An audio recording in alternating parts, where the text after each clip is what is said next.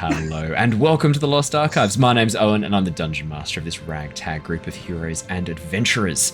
Hi everybody, I'm Claire. I'm playing Mira, who's a Dragonborn Sorcerer, half red dragon, half silver dragon. Originally was a bit of a politician, and now has joined the adventuring life, probably to a greater extent than she ever expected. I'm Michael. I'm playing Lockie, a Warforged Artificer. Originally was part of a flying castle, but I've since left and resumed an adventure with my now friends. Cool. Hey guys, I'm Jared, and I play the character of Jin. He is a level 6 Law Bard and a level 2 Hexblade Warlock. I'm currently an associate and ally of the Tempest Guild, and I'm helping them in their goal of stopping the Queen of Dragons, Tiamat. Hello, I'm Ali, and I'm playing Shana, the Yuan-Ti Sorcerer, who is traveling with the Tempest Adventuring Guild, trying to find the other half of her soul, who is hiding somewhere away, far from reach. Hi guys, I'm Matt, playing Yervith, the sneaky Wood Elf Ranger and Rogue, who, after a tragic incident in the jungle with his previous expedition, has now joined up with this lovely ragtag group of adventurers and is looking to see what happens next.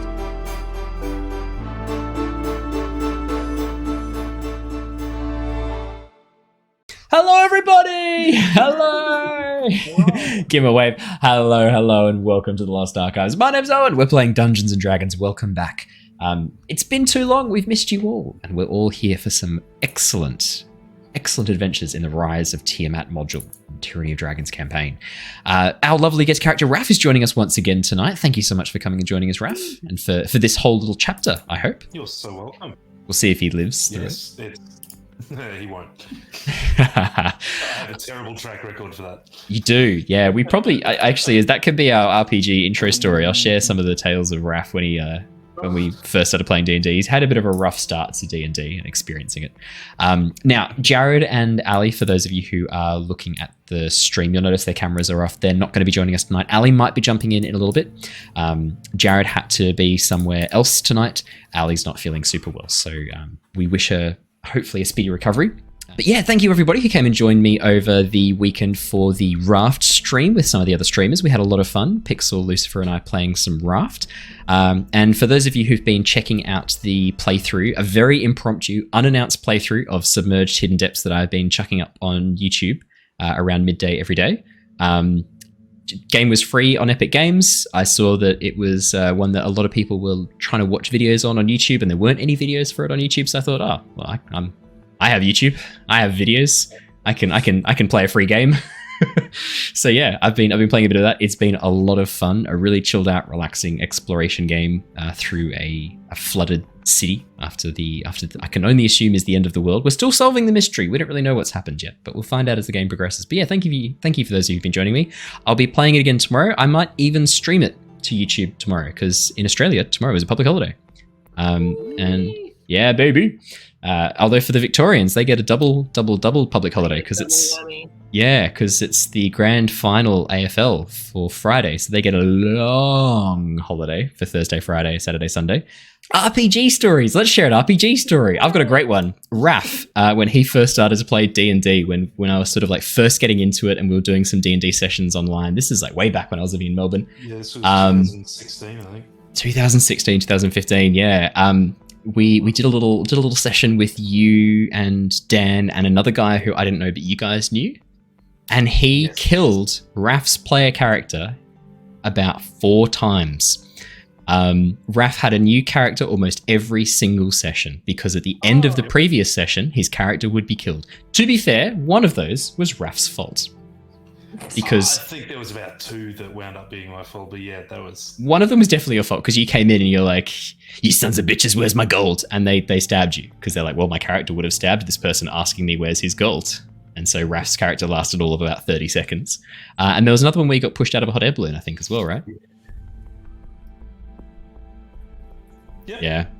They just That's not, right, there wasn't... Well, was pushed out of a hot air balloon. Yeah. Was stabbed.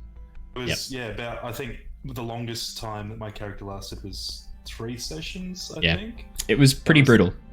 That was Susan the Turtle. She was good. Using the torture. Yeah, it was pretty brutal. I've not seen that level of I don't want to call it bullying, but it was basically bullying. And It kind of sounds a little bit like yeah, it was a bit. In my defense, these were Raf's friends, not mine. It was like, I kill him. Kind Yeah. of idea. Yeah, literally. Frankly, And it was a lot of fun making new characters all the time and got me into the spirit of RP, so that was good, I guess. That's true. That's very true. It was early on in my dungeon mastering experience. I think I'd only just started playing D&D for like a couple of months beforehand, and so because these weren't people I knew, these were people Raf knew. I mean, I knew Dan vaguely, but I didn't know this other guy at all. And I wasn't assertive enough with them, being like, "No, guys, like this is inappropriate behavior. You can't do this." And I think they knew this and took advantage of it. I would never allow such a thing at my table nowadays. Not on. I'm assertive enough now to shut that shit down before it gets to that point. But yeah, that's how RPGs do. Lesson for players and DMs. We're here to have fun, guys. If you're constantly killing everyone else's characters, they're probably not having fun. Just a thought. I was, but I'm an outlier.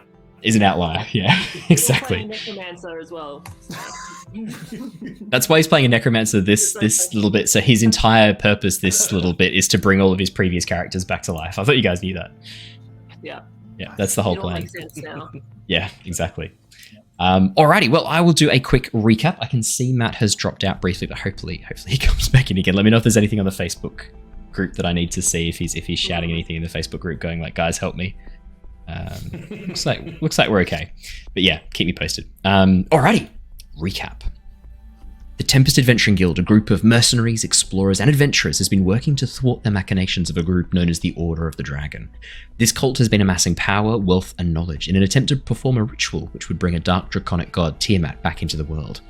Our story has been following the escapades of some of the members of this group: Mira, Jin, Lockie, Yervith, and Shana, who have now journeyed from Chiari to a tower located on a tiny island in the Shattered Isles. Shivers, a tabaxi priest of Mors Sacris, a religion heavily tied to necromancy, has approached the party as a messenger, bringing news of a potential deal. Shivers and his master Depths had been hired by the cult to investigate the Blue Dragon Mask to uncover all its powers and effects.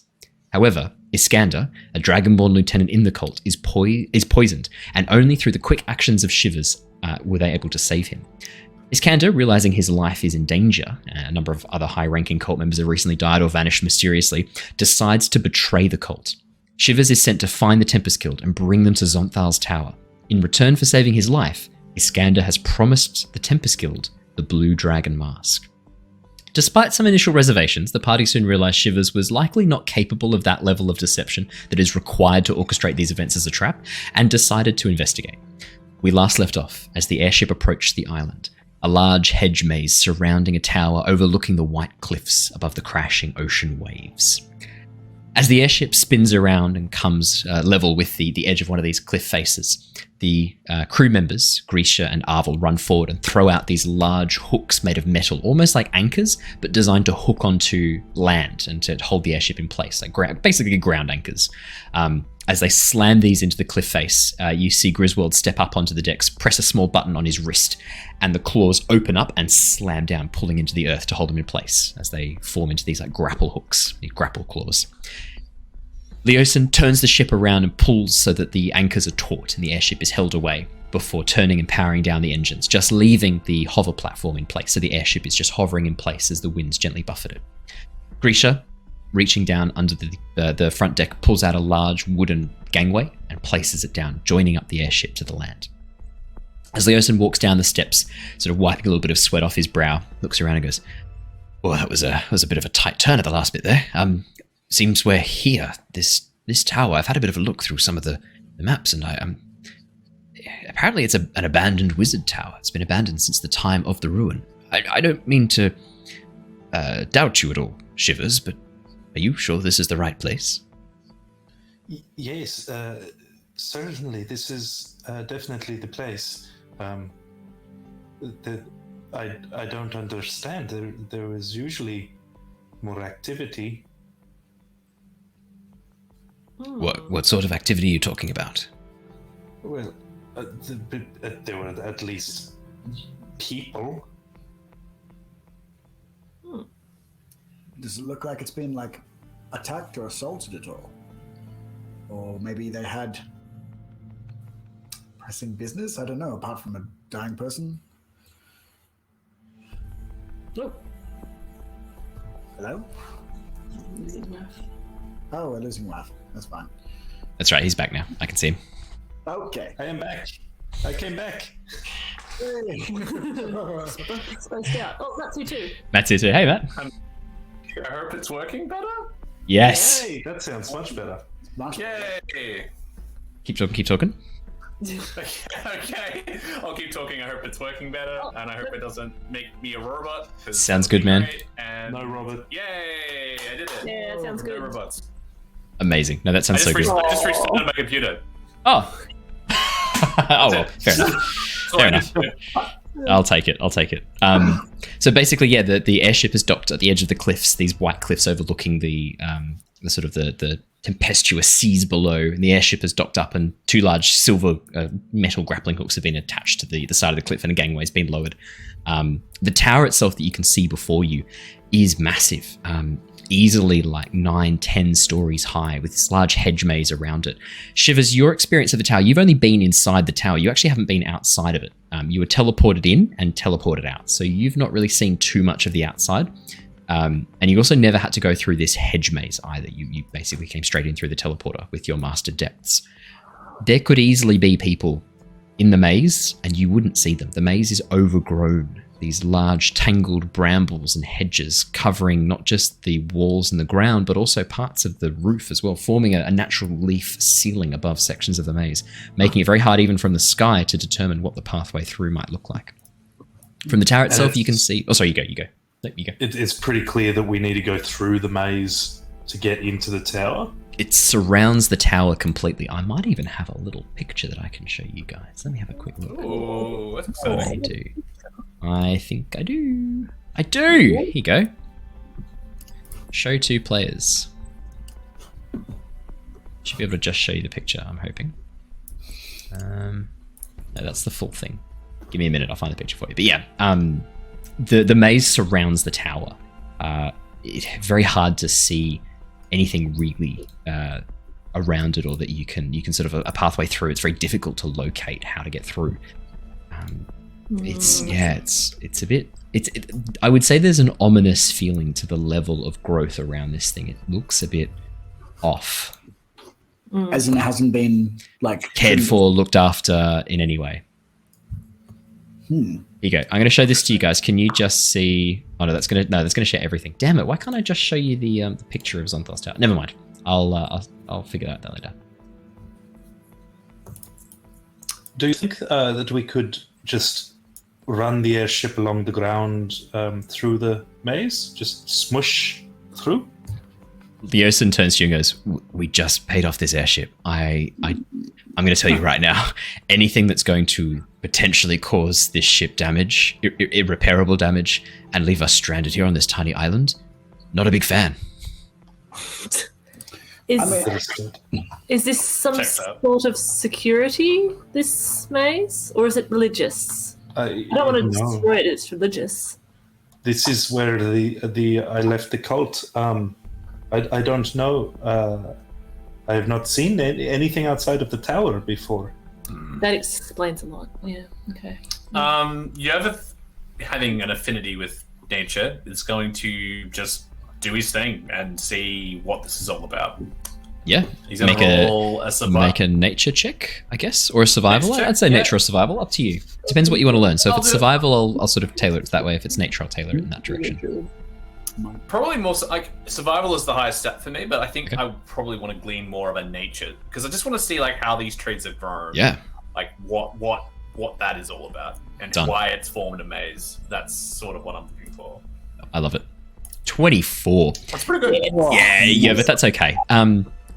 There is something a bit strange about this maze. The first thing you notice from above as you look around the base of the tower, the maze doesn't really follow any set guidelines. This definitely isn't naturally occurring. Someone has planted this and cared for it for some time and has ceased to care for it. The actual plants themselves, shouldn't grow this large, this dense. The hedge that it's actually grown from, which is known as, I actually have this here, which is known as thornleaf, normally doesn't grow this thick and this high. you get the sense there's something unnatural to this, something magical in nature. Your senses or your knowledge of the natural world, and also your connection to some magic as well, because you've got a little bit of an understanding of some forms of magic. Dabble. Tells you that there's something magical has occurred here to help create these. The other thing that also stands out to you as well is that as you were flying overhead, you did notice a section that was sort of partially cleared inside the maze, right at the very entrance to where the tower would be. Right at the entrance to the maze, in front of the entrance to the tower, what looks to be a single avenue heading in, leading to a large square opening, a large rectangular opening that has a sundial in place. And you did notice from above the sundial had these beautiful flowers growing from with your elf eyes. What your elf eyes see, Yervith? Your elf eyes strain. But luckily, your myopia does not inhibit your ability to see these beautiful, elegant purple flowers growing up and around the sundial. And you know these to be an extinct flower, as far as the Oxenfurt Historical Society was aware. Oh, this flower, known as the Royal Trumpet, has been extinct as far as experts and botanists on Nostea were concerned since the time of the ruin.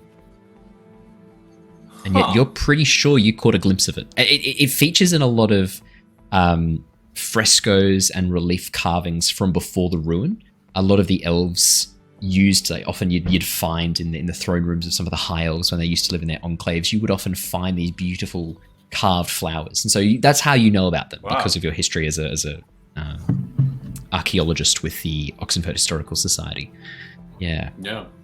Wow. And that is the information that I depart upon you. Where is the sundial and these flowers in relation to where we are?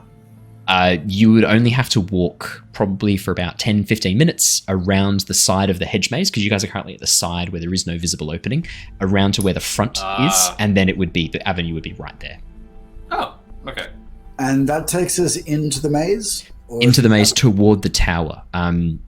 It's hard to see, even from above when you were looking, because of the way the hedge maze has grown and covered up parts of the roof. It's hard to know exactly the pathway to the tower, but if you were to go in a straight line from the sundial, you would go straight towards the front entrance of the tower. Okay. I guess we just head to the entrance. I did spy it on our way here, and seems like there's some unusual flowers there. I wouldn't mind taking a closer look at. Okay. But no people. That seems odd. Seems quiet. Yes, too quiet. I mean, I was told to bring you to the tower. I have brought you to the tower.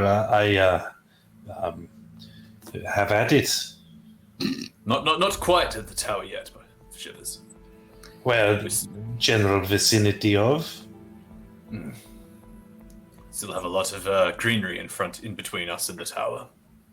And we will need introductions. So maybe you could lead on? Oh, I should not. Yes, I can. Okay. You don't have to physically lead if you don't want to, but I mean, sense. I can.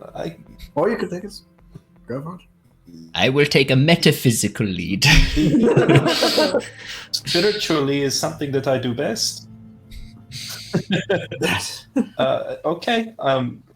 Is there a gangway down the? Yeah, the gangway's set up airship straight across get from off? the airship over towards the cliff face. Jin and Shana sort of look at each other and look back towards you guys, and Shana goes, "Yes, I'll just. There's something I just need to get from downstairs. I'll be not a moment." Jin sort of looks at her and goes, "Well, perhaps we could have a little chat about that, and we'll catch up with you later. I think there's some things we need to talk about in relation to that, Shana." I would insight check that if that. Inside check. You can insight check that. Can we actually? Yeah, go on. You can insight check that. Of course you can. Of course you can. Yeah. You can insight check him. Of course you can. I'll roll a deception check for Jin. Oh no. 14. So that's so Mira, insight 14. Is anyone else rolling an insight? Yervith 22. Yervith 22. Not bad. It doesn't quite beat Jin's 28. What is the point? Jin It all seems above board. Like, these guys just want to have a friendly chat. They're going to get some stuff from downstairs. They'll catch you up. There's no worry at all. You guys head on. They'll be right behind you. Mm-hmm. God damn it.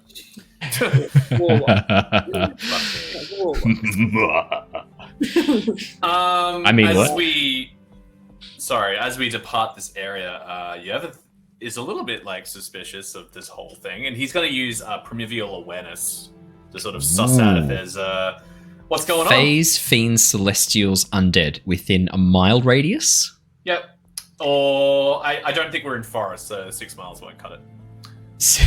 Okay. Phase, fiends, celestials, undead within a mile. Okay.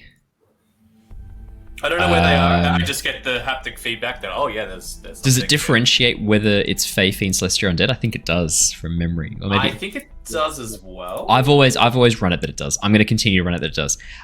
You get the sense that there are some undead within that range. Cool. You also get the sense that there are some Fey within that range as well. Some creatures of the Fey. Oh, interesting. One really close, actually. One you get a very strong sense. Yay. Okay. As Jin turns and walks away. Being a changeling, he's a Fey. Oh, yeah, okay. Yeah. Cool. Yay. Favorite terrain hedge maze. Yeah, I agree. That should be a thing. Yeah. Yeah, it should be a favorite terrain, right? Favorite terrain hedge maze. Yeah. Yeah, be very helpful right now. But yeah, as Jin and Shana head below deck, Leosin sort of looks towards them, looks back towards you guys, and goes, "Is it just me, or are they always off, like doing like weird things? Just the two of them? Are they an item? Like what's?" I thought of that before, but I hadn't thought of that either. No, that hadn't crossed my mind. No. they are very shifty. Not gonna lie. Yes. They've been shifty for some time. I think I noticed it worse after we stopped off at that crashed airship over at the over in the forests. I reckon that's when it got really bad. Yeah. Oh, I remember that. Jin touched that black mark, and then yeah, things went. Yes, well. Shivers, it's fine. We're working really well. Everyone's effective. There's no need to look so concerned. It's not a problem. Yeah, no, everything's fine. Oh, good. I was having a small concern, but I am glad that it is okay. Do you know much about dark gods, Shivers? Can I roll for how much I know about dark gods? Yeah, you can make a religion or a history check. I will do that. Let's see. If it watches Raph rolls a natural 20, and I now have to explain a huge amount of stuff. That 17. 17's not bad. Not bad. Oh yeah, like you know a fair bit about the betrayer gods. Obviously, Sulthai aligned herself with the prime deities and worked against the betrayer gods, and especially against Asmodeus was kind of one of her main enemies. And I would also say Bane, Baal, and Merkel she wasn't big fans of either. The gods of gods and goddesses of murder. What are they again for Bane, Baal, and Merkel? I think it's murder, death, and graves. It's a good combination. Give me a sec. I'll tell you what they are now. Bane, Baal, and Merkel are so Bane is the god of conquest, Baal the god of murder, and Merkel the goddess of decay. So yeah, generally not a big fun combination for Sulthai.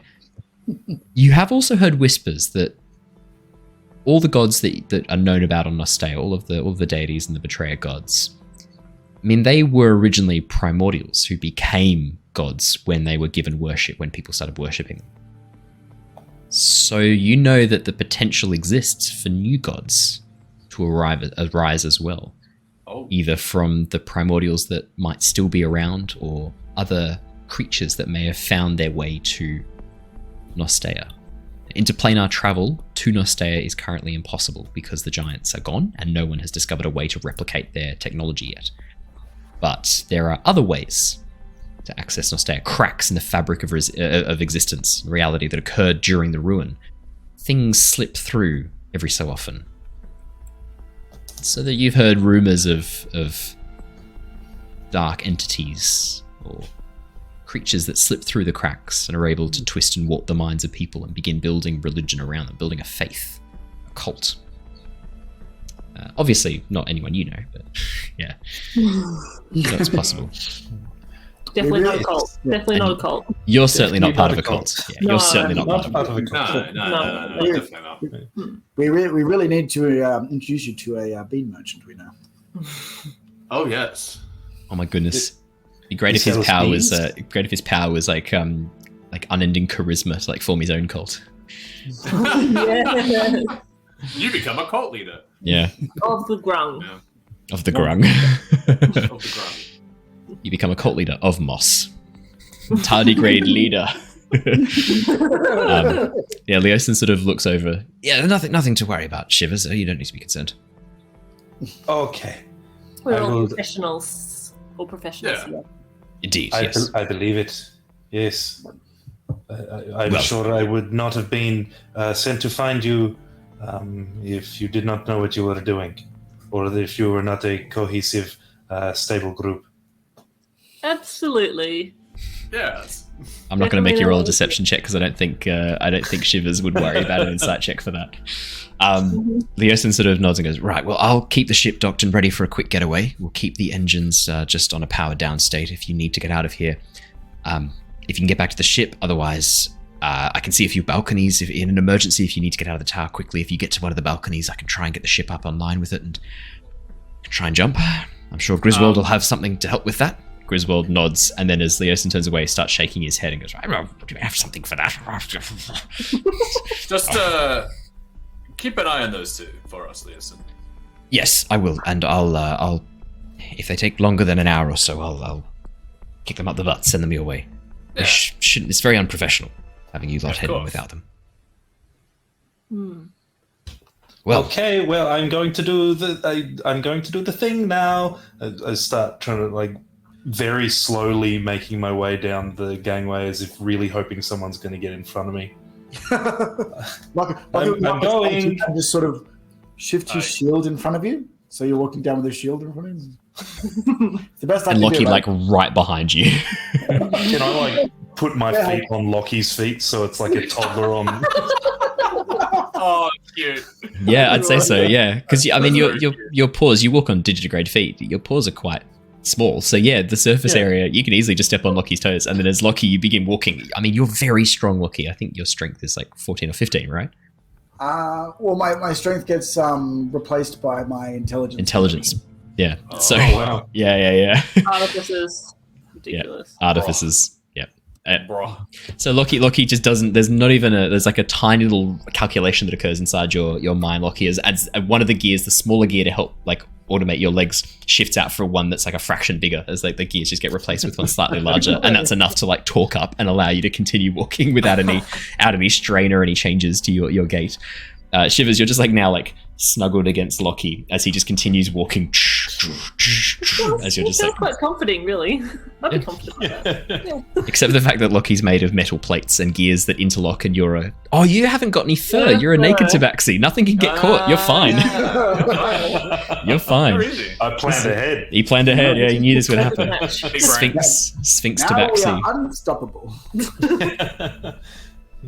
Perhaps it should be it would be wise if I take the lead and scout ahead for us. See if there's any dangers ahead.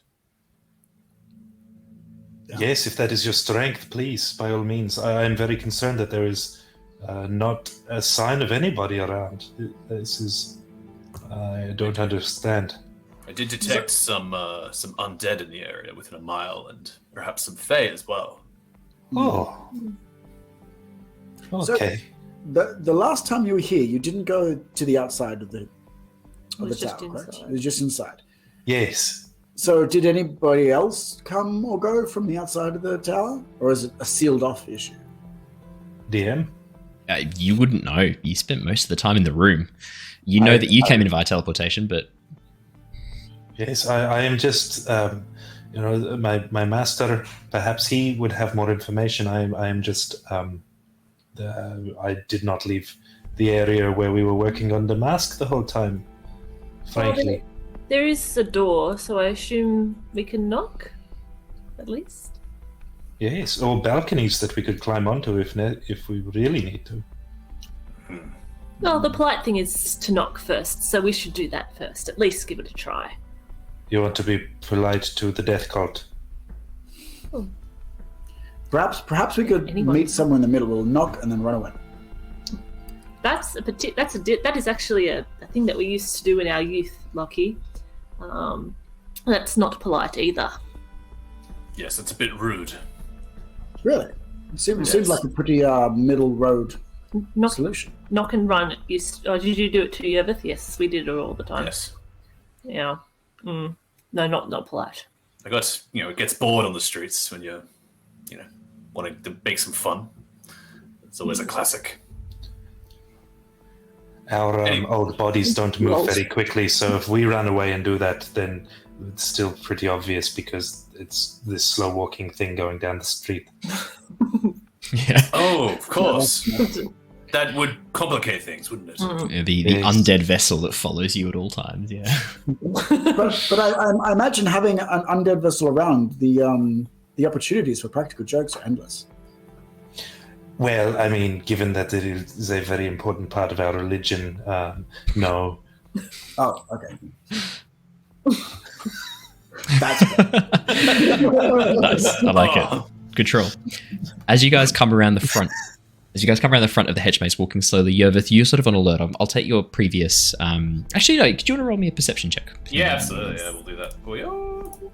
Perception check. 26. Yeah, as you're moving through, you can occasionally hear, just at the edge of your hearing, what sounds to be the occasional sort of clattering of metal, the occasional ringing of two very faint bells, almost like a wind chime coming from within the hedge maze itself, as well as the sound of the leaves sort of rustling and the occasional gusts of wind. Its position sort of on this very small island in the middle of the ocean means that there's a strong breeze kind of pushing against at all times, and the hedge maze is moving with that. But you notice, Yervith, that it's not necessarily moving at the same time as the wind. Not every time.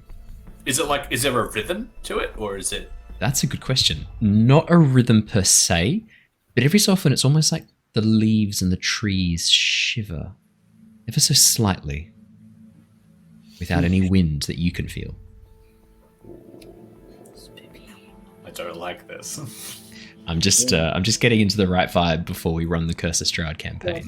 Just a little quick dry run as we head on in. Because I've never run a horror style campaign before, so I'm very much. Wow! Yeah. Okay. So fun. Yeah, Yervith is immediately on edge at this natural sound. Really?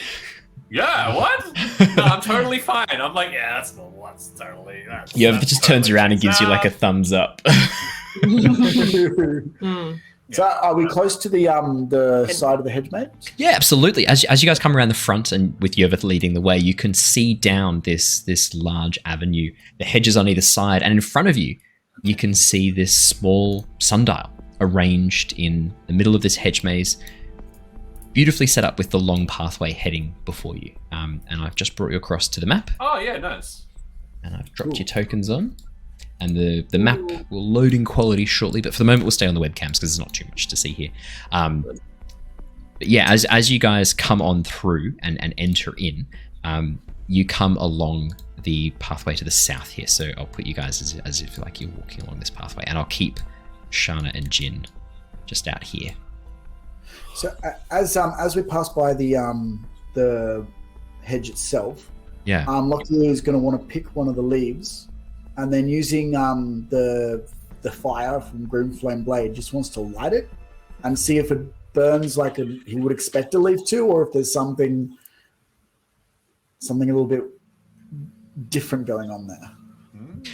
Yeah, Lockie, as you pick one of the leaves, you snap it off. The leaves themselves are quite broad with these tiny little hooks underneath, these naturally occurring little hooks underneath that you think are sort of designed maybe to snag onto fur or things like that to try and like pull these leaves off. And you can actually see in the center of each of these leaves are little arrangements of seeds to help this plant spread. It looks like it actually deposits its seeds on the main stem of the leaves. And then when the leaves get hooked onto fur or clothes, get pulled off, and then that is how the plant distributes itself. Just thought I'd give you guys some cool botany. As you pull off one of the leaves, Lockie, and light it, just using you can just use a tinderbox probably. If you've got tinderbox on, you just light the leaf. It burns not rapidly because it's a green leaf. It sort of smolders for a bit, smokes quite a lot, and then starts curling up as the moisture evaporates and then burns. But it's a bit of work to burn it. Just because it's a young, green, fresh leaf. But it burns as I would expect a natural leaf to burn. Exactly. Scream. It doesn't scream. You don't see blood start pooling out from underneath the vines. Yeah. No. It doesn't combust and explode or something. Yeah. No, it doesn't. It burns as if it were a normal leaf. Now we had someone spend some channel points to summon some monsters. They're asking if they can put it in the maze. Yes, you can. If you want to quickly type out again what you want. I know I've got what you said last time, but if you wanted to change it all, if there was any things you wanted to make, the CR for this is 12. Ooh. Yeah. That's high. Yep. Okay. Oh, actually, no. Sorry, we're missing Jin and Shana. I might drop it actually just because you guys are down 2 players. Yeah, no, I will. I'm going to drop it down to 8 just because you've only got 4 people. I might. Sorry. I'm going to have to get you to change it just because we've got 2 players down, and I can take the equivalent of 4 CR off it if you like. Otherwise, I'm happy to take the equivalent of 4 CR off, but otherwise, please feel free to adjust. As you guys reach the center of the sundial, look, you can see an intersection. Not really visible from the air because of the way the plants have grown over the top, but it looks like there is around you 8 paths converging on this one sundial. You can see the tower right up in front of you as you look forwards, but the hedge wall kind of moves in front of you as you see these pathways curve and twist around. There's no straight line heading immediately towards the tower. As you look at the sundial, you can see that the shadow from the main triangular point of the sundial pointing upwards looks to be pointing straight towards the tower. Yervith, with your perception of 26, the sun is not behind you. The sun is off towards the east. Your shadows are pointing in the right direction, but the sundial shadow is pointing straight ahead. Guys, I don't know if you've noticed this, but the shadow on that sundial is all wrong. Lockie, Mira, there might be something up with this. Might be worth a bit of a closer look. Oh, yes. Shivers? I want to go have a look at the sundial. Yeah, Shivers. Shivers, did you go have a bit of a look at the sundial? Yeah, the sundial itself is made of what looks to be this very well-worked marble, and then this brass apparatus in front showing the phases of the sun, and also, interestingly, the phases of the moon around it as well.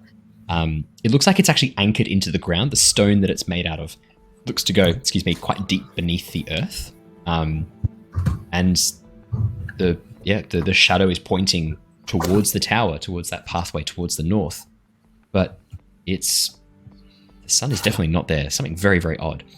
Would you like to roll me a perception or investigation check to see if you pick up anything else? You bet I would. Where is my... Well, while he rolls that, can I have a little look at the angle that our shadows should be on, and the angle that the shadow is on? Yes. Yes, you can. So the shadow is pointing towards. Let's tell you what. Let's just make life easy. Let's just say the up is north. We're going to have north is up. So the shadow is pointing towards the north. The sun is over towards the east. So the shadow should be pointing towards the west, but it's not. So it's 90 degrees off. 90 degrees off. Is there like any ability to turn the sundial? Like I know you said it's like in the ground, but yeah, I mean the tricky thing is that the sundial itself, if you wanted to turn the entire stone base as well as the brass housing, it'd be very, very tricky. The sundial itself, again, it's brass that's been set on top of this stone dial. The only skill I can think of that you'd be using is going to be strength. That is going to be it's going to be a tough roll. It's going to be a lot of work. What do you mean, like, is there a mechanism to turn? Yeah, like, does it turn? You can't see any gears or obvious signs. I mean, you rolled a 24 perception, Shivers. Yeah, as you have a bit of a look around, no mechanism, no gears, no changes or anything like that. As you have a bit of a look around the sundial, you can see there are some footprints leading towards the north as well, very lightly indented into the ground. But you can also see some footprints coming from the west and then turning towards the southwest, And then also some footprints that look to be walking from the east towards the northeast as well, as if things have been moving through this area. But it's a bit odd as you have a bit of a look around. It seems off. Is it the same set of footprints? No, all look to be different. So with perception of 24, yeah, mostly booted feet, but slightly different sizes. And some of them seem to be quite scuffed as well. The ones that came from the east are quite scuffed. Look on the ground.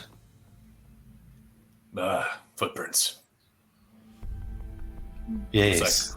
Looks like there's definitely been people moving through here recently. I suppose. Yeah, how old do the footprints look? Yeah. Hard to say because of the way that the area has been scuffed and marked. It could be a couple of days. It could be maybe longer. How long have I been gone from the tower? You've been gone from the tower only a couple of hours. Oh shit! Okay. Because you got teleported. So no, not too long at all. Yeah, but how long was the flight down here? Oh, that's such a good point. I completely forgot that. Yeah, sorry. You've actually been gone then for 2 days. Plus the hours. Yeah, sorry. That's a good point. Thank you. Very good point, yeah. Thank you. So like 2.5 days sort of thing? Yeah. Okay. Do any of the, I don't know if Mira would pick this up, but someone might. Do any of the footprints look like they've been like regular, like someone's patrolled it, like so they've stepped in the same footprint at a regular pace? No. They've sort of scuffed over the top of each other. So no is the short answer. Yeah. Okay. And they're all booted, or are any of them barefoot? Can we tell any? Mostly booted. No bare feet that you can see, apart from one that looks like it could be a clawed foot, and to Mira's eyes, it looks maybe like a Dragonborn's footprint. Right. Yervith is going to interact with the shadow on the sundial, just to see how it works in with the actual shadow that he would be casting from the sun. Okay, so as you bring your shadow to it, it merges with the shadow, and then as you take your shadow away, your shadow is still normal, and the shadow is still pointing in the wrong direction. Okay. Weird. That's Super weird. And twisting the top cap is not so easy. It's going to take a lot of strength. I mean, I'll say it that way. It's going to take a lot of strength to do that, to shift it. Are there any glyphs or sort of like any sort of writing on the sundial? No glyphs or writing, just the phases. You can see the phases of the sun. So the positions of the sun around you that seem to indicate times. You can also see there are runic numbers as well that match what you'd see on a clock. And then there's also phases of the moon as well. Are the phases of the sun and moon, to Yervith's knowledge, considering he's figured out the sun position and everything, are they accurate to real life sun positions in this world? Yes, definitely. And the phases of the moon as well, it has both moons because Nostea has 2 moons. It has both moons as well. And they are correct. So, by all accounts, the sundial is accurate, but the shadow it's casting is wrong. Exactly. Okay, yeah, it's very weird. What phase of the moon is the shadow pointed towards? It's pointing to a half moon, a waxing moon. Is that what the moon is at the moment? You would know that the moon is actually a full moon at the moment. Okay. Does the shadow change when we change perspective? No, the shadow always stays in the same position, always pointing forwards. Staying in the same stationary position. If I were to cast a light on the shadow, does the shadow remain under a light? Yes, it does. As you pull out your mace and activate the light effect on it and hold it over, the shadow remains exactly where it is. All the other shadows move around, but this one stays exactly in place. Really good question, Lockie. What? Okay. Yep. Super weird. That's very magical. I just look at Lockie and go, what is this? I mean, there's any number of guesses. I would like to think that maybe it's pointing us direction towards the end of the maze, but I mean, it could be a countdown timer for something that happens that's terrible or good. It's almost like it's been frozen in time somehow. Yes. Actually, with that line of thinking, yes. If accounting for the position of the shadow as it currently is in relation to where our shadow is, how in order for it to be accurate, like what is the day or time difference between it? There's no possible way this shadow could be accurate because of the way, the sun would have to be directly overhead, and even then, it still wouldn't be quite right because the shadow is pointing quite as if the sun is behind you towards the south. The sun. Oh, so I can't even be there. Sun can't ever be to the south. Good point. Good point. Yeah, true. Something very off about this. I'm gonna cast Chill Touch on it. Okay, yeah. You hold out your hand, focus that necrotic energy, reach down, touch the sundial. Nothing happens. It's like in Avengers where Loki goes to use the scepter on Stark with the thing. It's like nothing happens. Nothing occurs. Yeah, just nothing happens. You mentioned before there are flowers growing on it. Oh yes, there are. All up around you can see these purple flowers. These it's almost like a climbing creeper with these very delicate small leaves and these large purple trumpet flowers that open up towards the ground and then hover over, so that the open bell is pointed downwards. They look like large purple bells or large purple trumpets. And you said that these are extinct, yeah? Yeah. These are extinct according to the Oxenfurt Historic Society. These have been extinct for some time, since before the ruin. I mean, that's kind of incredible. Yeah. Is there any way that we could preserve some seeds or a cutting or something? I mean, I would like to do that. I wonder if they're already preserved. Are these the source of the undead? Are they perhaps frozen? Yervith is going to interact with the flowers and see what happens when he touches them. You touch the flowers. They feel soft. The petals quite soft and velvety to your touch. And as you take your hand away again, they sort of move a little bit and then still again. Okay, so it's not like they're frozen. No, normal flowers growing quite happily. Uh-huh. Is this species poisonous? Is there anything special about them? I mean, not to my knowledge. They were more just a show of grandeur. They were used in a lot of royal halls, hence their name, the Royal Trumpet. Is this a long shot? But is there any part of the sundial that's like cracked or chipped or anything? No, it's in remarkably good condition. Completely Really? undamaged. Not even worn away, not weathered? Not even worn or weathered. It pretty much, for all intents and purposes, looks brand new. Looks brand new, as if it's never been touched. I'm going to try and spin the thing. Great. Can I have a strength check, please? Would you like some help? Yes, that would be very good. You're still standing on his feet. That's good. That's great. That outdoes the disadvantage that you were going to get. So now it's just a flat roll. That's strength good. check. That's very good. Flat strength check with a -1. Yeah, boy. Oh yeah. 1. Shivers, like you concentrate. You get up a bit of dirt from the ground, pat it on your paws as like some sort of like acrobat ready to like use some chalk. You concentrate, you tense. Your tail like wraps up around your leg. Nothing happens. You hear a little, and then Shivers like stops all of a sudden. Little kitty devil. Yeah. Yeah. Well, perhaps we should explore one of these passageways and see what else we can find in this strange place. That's a good idea. I have a theory. Please. Just it's a working theory. We'll see how it pans out. But I have a funny feeling that your observation was right, Yervith. I think this place is frozen. Yeah. Something weird is going on here with a time slip or something along those lines. Weren't you doubling in that at one point? I mean, I was attempting to. Didn't something blow up? Probably. Almost definitely. Didn't we turn a man into an egg? We did do that, yes. Yes, that did what now? Oh, Yes. don't bother. Just... That is like the opposite of what I do.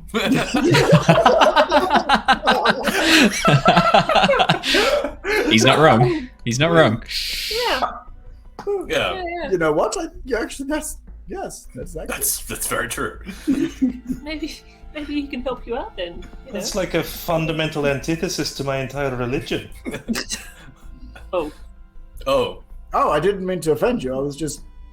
No, I'm just having a small existential crisis. That is all. well, when you mess around with time, things get very weird. Time tends to mess back is the best way to describe it. When you mess with time tends to mess back. Sure. But yeah, Yes. that's what you can see.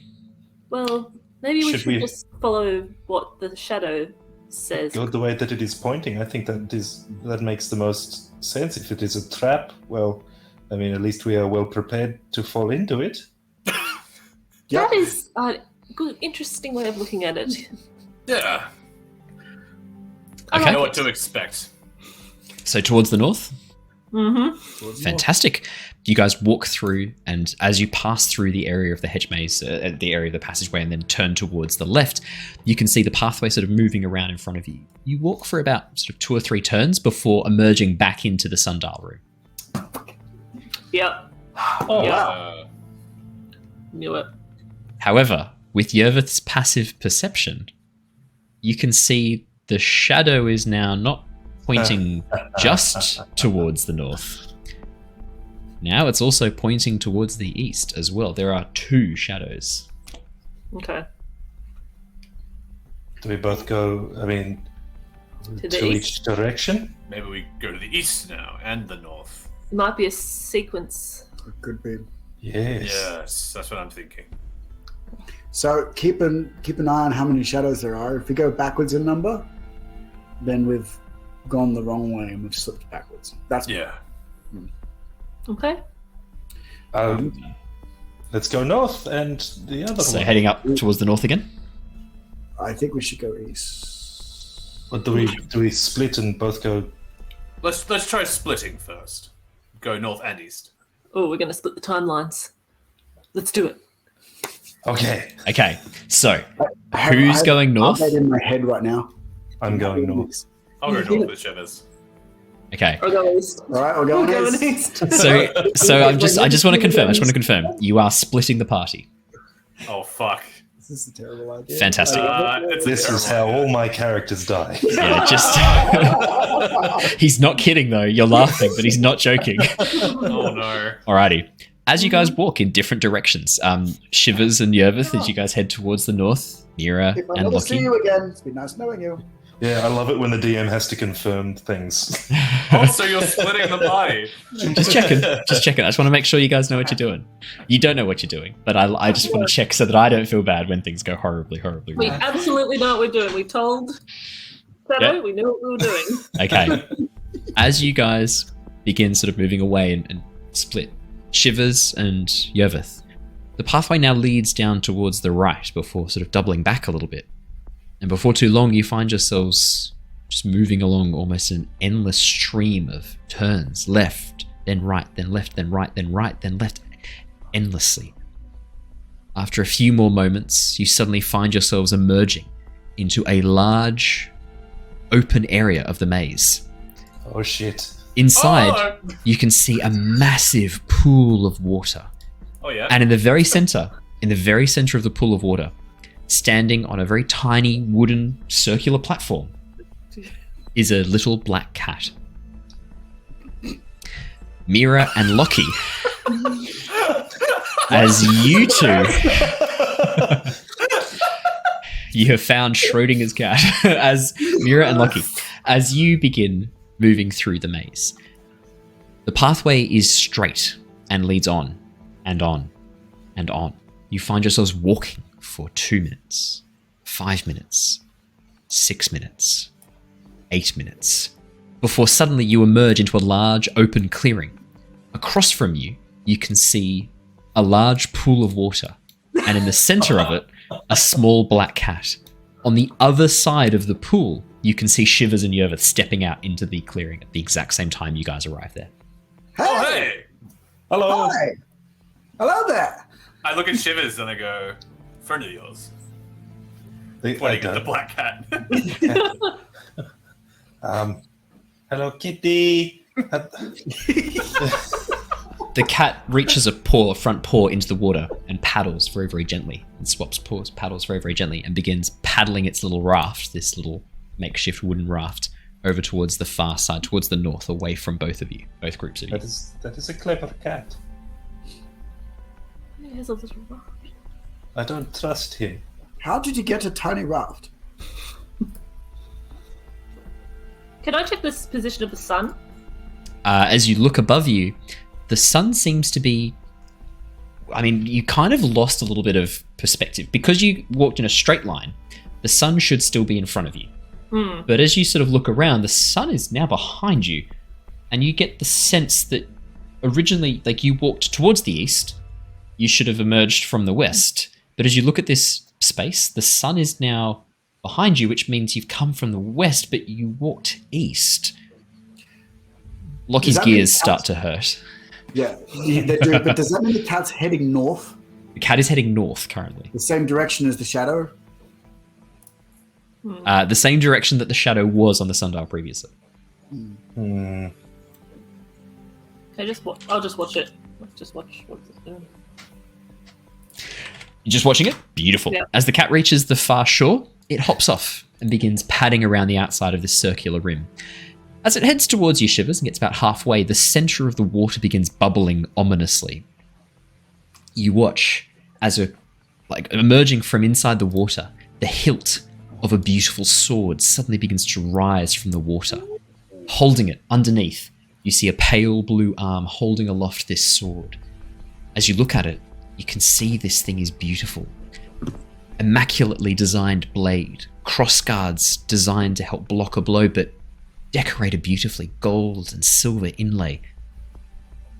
I'd probably say Lockie would recognize this sword. Lockie, as you look at this, you recognize this sword to be a Vorpal sword.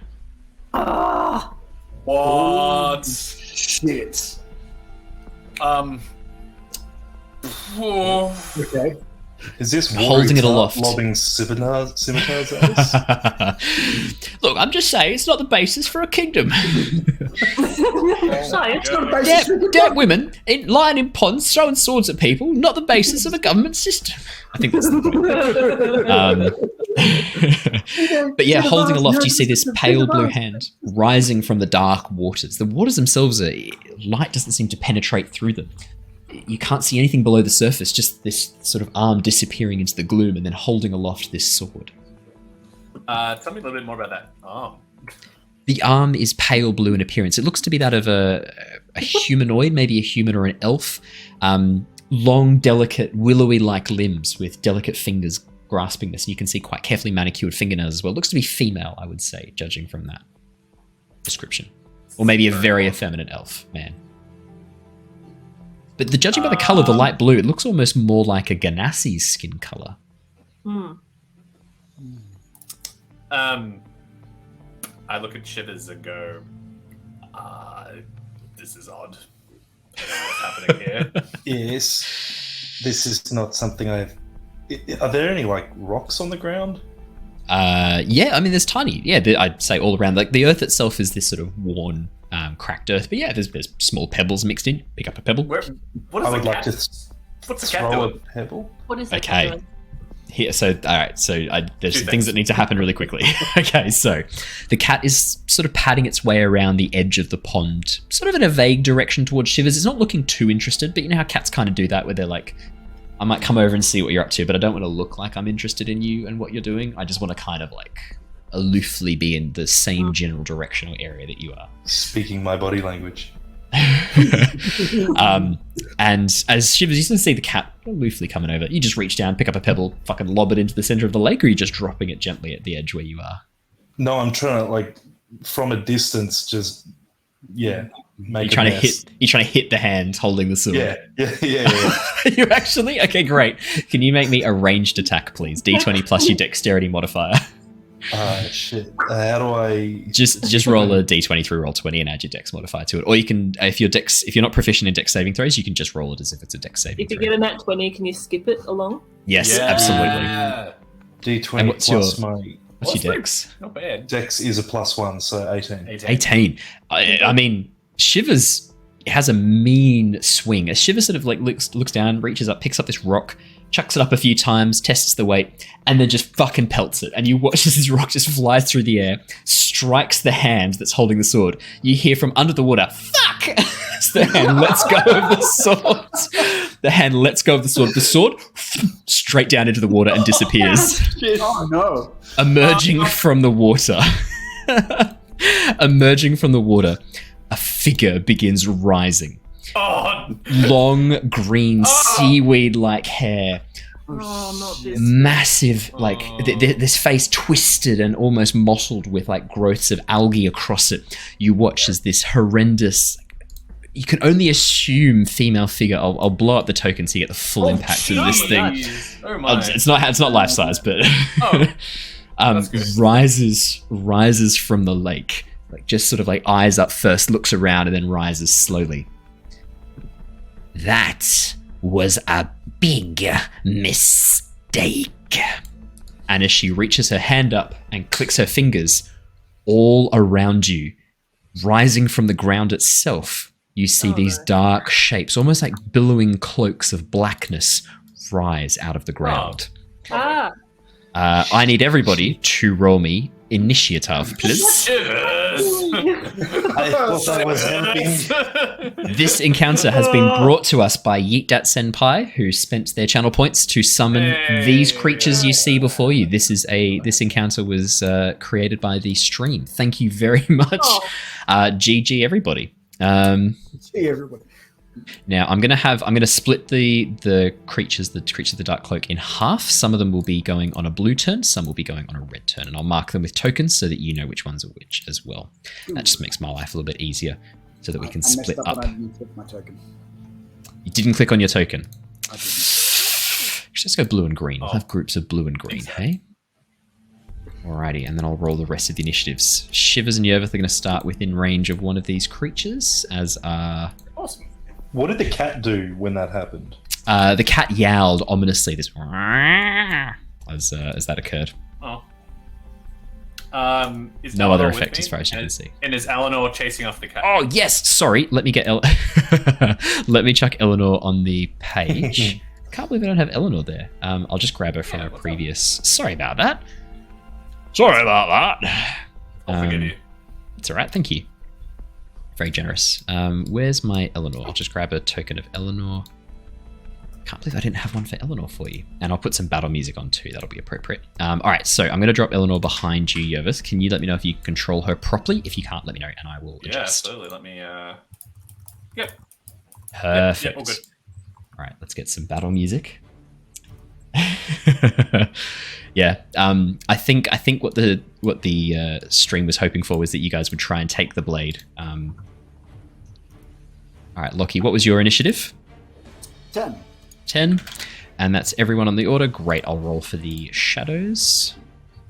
We've all rolled really high initiatives, guys. Like, That's absolutely. awesome. oh, smash. Just yeah. Just put this one here. Sorry, I'm just gonna have them outside. Sorry, I'm just catching up a little bit.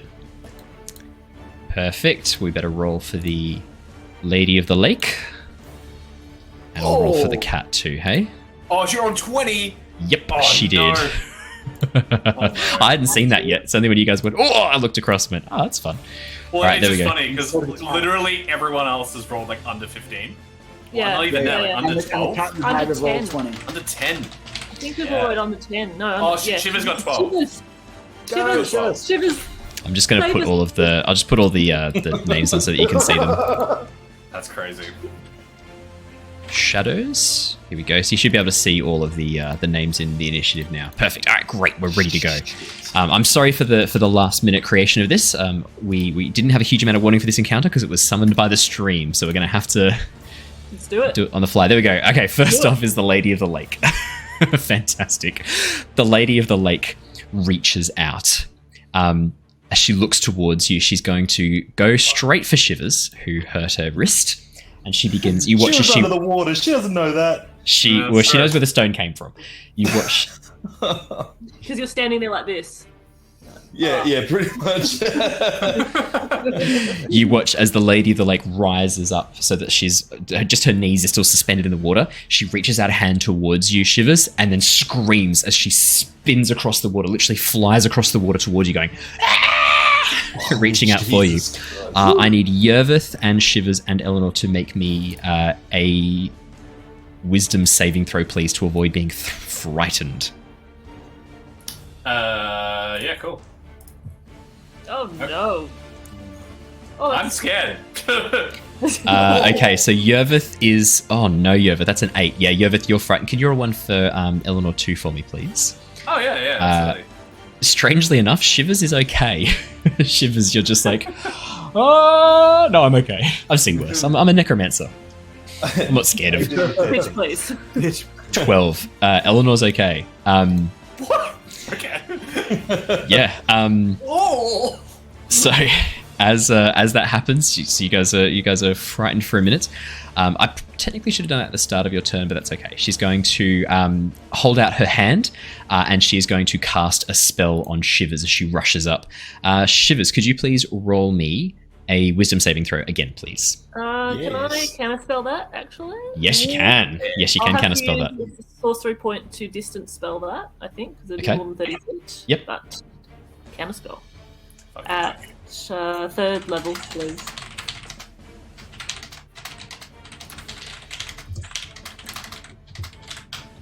Furious typing. Oh my god. Sorry, I'm just letting chat know. There might have been a bit of confusion. They were like, it's the Sea Hag Coven. I'm like, the Sea Hag Coven variant, the CR4 one, isn't 3 or 4 Sea Hags. It's the variant form of the Sea Hag. So it's not a whole bunch of them. It's just one of them. But they have better abilities because they're part of a covenant. But that's okay. I got you back. So yeah, you're definitely the worst hag. Thank you. The worst hag. So you're counterspelling that, Mira? Yeah. Okay, Mira, as the Lady of the Lake flies towards Shivers, you hold out your hand and quickly go to counterspell. The Lady of the Lake uses her reaction to counterspell your counterspell, and continues with her save. Luckily, we have a complete save on the Phantasmal Killer from Shivers. Shivers, as this spell begins to take root, you suddenly feel your mind twisting as illusionary shapes begin rising around her. You sort of focus, go, no, this isn't real. Concentrate, slap yourself a few times, and you shake off this effect, whatever it was going to be. You are able to avoid the effect. I've got actual shivers. Yeah. Shivers. Yeah. Shivers. Yeah. She is then going to... Nah, that is her full turn there. That is her full turn. Alrighty, next up is the cat. What is the cat? The cat just sort of pads around a little bit over towards the north side, sort of stretches a little bit, moves its tail, flicks it back and forth. That's its full turn. Shivers. Fucking cats. Shit. Well, I guess I'm gonna take a step forward to Lady of the Lake.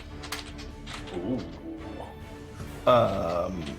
Because getting into close combat with this thing seems like the right thing to do. Absolutely. As a spellcaster, totally, yeah. That's... Oh, yeah. Yeah. How many hit points do you have, Shivers, as a wizard? Not enough. I'm going to cast... oh,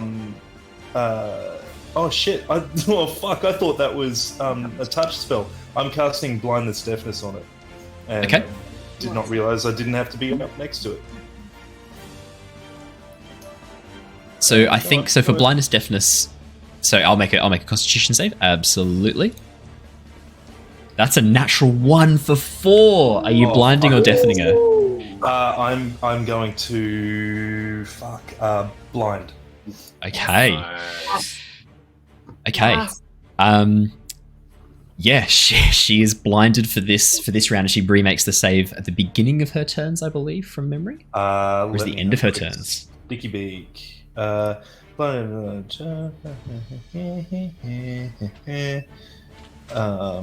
of each of its turns. End of each of her turns. Okay.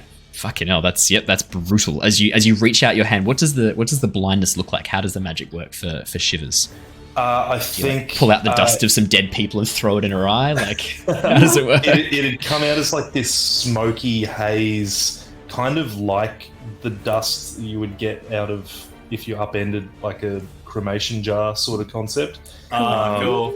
and it kind of spirals towards her, and her eyes just go like milky death, like old fish white. So you watch as this white spreads across. She screams as you do this, having used her reaction on the previous counterspell and unable to counterspell this one. How dare you use your paltry magic against me? I will skin you, cat, and wear your furs as a cloak. At Don't have risk fur. of don't it's got cat scrote skin. Yep. I'm going to, at risk of a attack. Oh, she can't. I'm going to move away. Yeah, no reaction. No reactions. Yeah. You just back off. Yeah. I'd back the fuck off. Okay, Raph, thank you very much. Shivers, there is a shadow in front of you. As you begin running away, this like dark, billowing cloak that was in front of her reaches out and tries to essentially drain you of life. It has disadvantage for this because it is in sunlight right now, unfortunately. Why isn't that coming through? There we go. That should be popping up now. Oh, there we go. Okay. No, that's gonna be a 13. That does not pass your armor class, does it? Hang on. Armor class of 11. Yes, it does. Okay. No. So you take 6 points of necrotic damage. And you reduce your strength score by 2. How do I? I'll do it in here. What's your current strength? What's your normal strength? 8. Normal is 8. So you're down to 6. I'm going to record it here on your character sheet. You should be able to see it as a little pop up above your thing. Okay. Wait, hang on. There you go. Can you see it now? If you click on your token, you should see it pop up in the little green box next to you. Yes. Yep. Excellent. Fantastic. Okay. Fuck. Shivers. Next up, unless there's anything else you want to do on your turn, action, then run away. Yeah. You can keep running now. You're good to keep moving. I'm far enough away. I'm happy where I am. Cool. Lockie, you see Shivers as this black, sort of hovering black cloak touches Shivers and tries to like grab him. You watch as Shivers begins like almost like weakening away. As his strength drains, you watch as the skin hangs looser on his frame, and Shivers looks tired and haggard. That's not good. Alright, so he had that necklace that he just made. Yes. Before, so he's gonna pull the necklace out, and it's a little hourglass on what would be a help me out here. The thing you spin to keep things straight and stable. Gyroscope. Yes. Gyroscope. So there's a little hourglass and a gyroscope, and he's just gonna spin it, and he's gonna cast Vortex Warp on the Lady of the Lake. A 18 con save. Oh shit. 18. That's a big boy damage. Big boy. Yeah, wow. Or, Why don't I have an 18? Oh, that's right, it's a little 11. Cool. Go for it. Do it. Well, yeah, no, I'm just seeing if she passed or not. Con save. Con save. Oh, apologies. Sorry, I thought you said it was an attack. It's a fail. That's not good. Yes. All right, so he's going to bend space and time, and she's going to appear right next to him.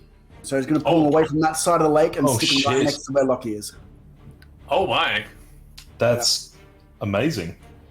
Okay, Yeah. take me through that again. Sorry. Well, because we're with Vortex Warp. Yep. Yep, I can stick up. Chuck it in the chat. Yeah, that'll be great because then we can share it with people. Hurry up and load, please. D&D Beyond. So it's Beyond. I can move them as long as she's got something standing underneath her. I can move her within range of the spell, which is 90 feet. Nice. Okay, so where would you like her? Right next to me. Near Mira as well, or just in front of you? Put it so that she's within my threat range, but not within Mira's. Oh, So where right in front of you. Yeah. Perfect. Sorry, I'll be 2 seconds. I'm going to let Lucy out, otherwise she can keep barking forever. I'll be 2 seconds. Whose turn is... Actually, Lockie, is there anything else you're doing on your turn? He's going to bonus action power up for his 8 health points. Okay, fantastic. Get the 8 temporary hit points. Fantastic. All right, I'll just quickly take Lucy out. I'll be right back. I'm actually going to open the door for him. I don't think you can show it through there. I'm not sure. No, but I'll show it on the Is it what sort of enchantment is it? Is it evocation? Evocation. It is. It's conjuration. Conjuration. In hindsight, I think it's because she wants to go play in the rain, so that might have been a mistake. The shadows now move. This shadow is going to go for Shivers. This shadow is going to move 5, 10, 15, 20, 25, 30. This one's going to go for Yervith. 5, 10, 15, 20, 25. This one's going to go 5, 10, 15, 25, 30. 5, 10. 5, 10, 15, 20, 25, 30. As they use their full... Oh, sorry, they've got 40 feet movement, it turns out. Sorry. Oh, no. And then this one can get... Done. Almost up to you, Shivers. Alrighty, we'll do Shivers first. Okay, so there's only one that's going to make an attack against you. It has disadvantage because it is in sunlight. 10 doesn't hit you, I'm guessing. It does not hit me. Okay, Yervith. Oh wow, 21 is my lowest. Fuck. Oh yeah, that hits. That hits. Yeah. Ow. So, that's going to deal 9 necrotic damage, and you lose 1 point off your strength score. So what's your normal strength? 8. Down to 7, baby. I'll put it on your character sheet. The next one is going to make an attack against you, Yervith. Oh. I wonder if I can change that on my... Oh no, that's a natural 1 with disadvantage. Oh, yeah. So that's not going to hit. Alrighty, next up is for Mira. Mira, does a 14 hit? No. Lockie, I know that doesn't hit you. Just for context, that's a 17 doesn't hit you, and then the next one's going to be an 18 that doesn't hit you either.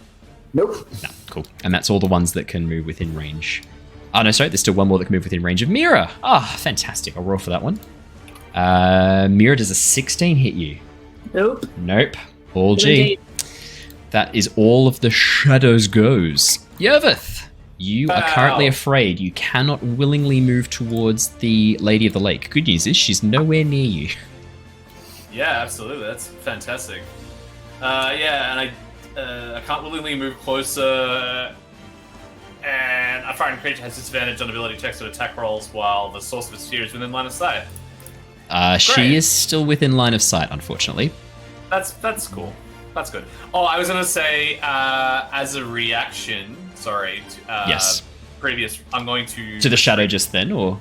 To the shadow just then. Okay, yeah, that's sorry. fine. That's fine. Before Yep, that's my fine. turn starts, I'm just gonna retreat back 15 feet with my skirmisher ability. Yep. And just flip back this way. Does that count as the disengage? I think skirmish should, or is it just? It's just you can move up to half your speed as a reaction when an enemy enters So they- 5 feet of you without provoking opportunity. Oh, perfect. Cool. That's what I wanted to double check. Yep. Excellent. Yeah. Cool. Well, yeah. I'm just going to shoot the hag from a distance. Nice. Actually, Lockie, while you're there, could you please roll me? Oh no, it hasn't been the start of your turn when she got there. Never mind. No, that's okay. On the start of your turn when she's there, if she's within range. Nope, so that's Do I fine. roll for frightened at the end of my turn as well? At the end of your turn, yeah, you roll with disadvantage to throw off the frightened condition. Cool. Good. I'm just going to shoot my arrows at the hag. Nice. The hag? Cool. At the hag. 20 is going to 20's going to hit. I'm assuming I roll at a disadvantage, but she's also Yes. blind, so it's just a straight roll. Yes, while she's blinded, I believe she has its advantage to hit her from memory. So yes, it's But I'm just a straight roll. disadvantaged because I'm frightened, so it's just a straight roll. Yeah, so it's just a straight roll. So yes, Amazing. 20's going to hit and deal me some damagios. You would have sneak attack as well. I would have sneak attack and 4 lightning damage as well. Okay, so it's, we've got 9 piercing, 7 sneak attack, 4 lightning. Oh mate, that's fantastic. 20 total damage. Not bad, baby. Yep. Not bad. And you've still got a second So I've got a second second arrow. attack. Yep, second arrow. For a 17. That's going to hit. Yay. Cool. That's just going to be 6 piercing, and I will do 3. Okay, 6 piercing and 3 lightning damage, so total of Yep. 9. Fantastic, yeah. As these arrows slam into her back, she screams out in pain, turning blindly, trying to locate the source of where this damage is coming from, but unable to at the moment. Yeah, sweet. Cool. And then, as a bonus action, I'm just going to command my Drake to attack the shades. Fantastic. Eleanor rushes up, moving forwards quickly, and begins tearing away at the cloth that holds these shades together. Roll me an attack. She's going to use her bite. 26 is going to hit. Ooh, very good. 9 damage. Not bad, not bad. As Eleanor tears away at the cloth that holds this creature together. And she also does 1d6 poison damage as well. Yes, she does. Well, it's 1. Okay, nice. I'll add that on. Just say poison damage. Yeah, she's currently green. Yeah, the poison doesn't seem to do anything. As Eleanor tries to push in this poison into the cloth, the cloth just takes it and nothing happens. Yeah, that's fine. Anything else on your turn, Yervith? Yep. No, I can't do anything else. That's fine. I use my bonus action to command Eleanor, so that's all good. Yep. Mira, at the start of your turn, I need you to roll me a wisdom saving throw to avoid being frightened as the Lady of the Lake is teleported right in front of you, screaming with eyes inky white black. I do need to roll a wisdom save, sorry for you. Oh, yes, and you have disadvantage while she's in line of sight. That's okay, I roll a 1. Okay, Mira. Yervith, you throw off the effects of the fear. You sort of steal your mind, concentrating, and also seeing the 2 arrows that you fired slamming into her back, you feel empowered. You feel like you can do this. Nice. Mira, you are terrified of this creature. As Lockie teleports it right in front of you, you weren't expecting this. You weren't ready for that. It's terrifying. Okay, yep, no worries. Whew. Well, in that case, I am definitely going to do what I was planning on doing. I got a new spell. Ooh, okay. Hey, that's good. Another fizz bands. So Mira, she just clicks her heels and flames shoot out from the back of her. She's projected 70 feet across. And this is Agonanza's Scorcher. So I'll put that up in the chat. Agonanza's Scorcher. Yeah. I think I know this one. Sorry, Asher Dalon's Stride. Okay. I was going to say Agonanza's Scorching Ray. I do know. Asher Dalon's Stride. This is new. The billowing flames of a dragon blast from your feet, granting you explosive speed. For the duration, your speed increases by 20 feet, and moving doesn't provoke opportunity attacks. Hell yeah. When you move within 5 feet of a creature or an object that isn't being water carried, it takes 1d6 fire damage from your trail of heat. Oh my god, that's amazing. Yep. I'm doing it 6th level. Oh my god. So okay. as I so it deals 3d6. Right? Yeah, 4d6. 4d6. Yeah. 4d6. And I'm gonna snake. I'm gonna snake it. So I'm gonna go 10, 15, 20, 25, 30, 30. So I'm gonna get these 3 boys. Yes. Yep. 1, 4 boys. You can get 4 of them. If you go up first and then scoot around, you could actually go 5, 10, 15, 20, 25, 30, 35, 40. What's your speed?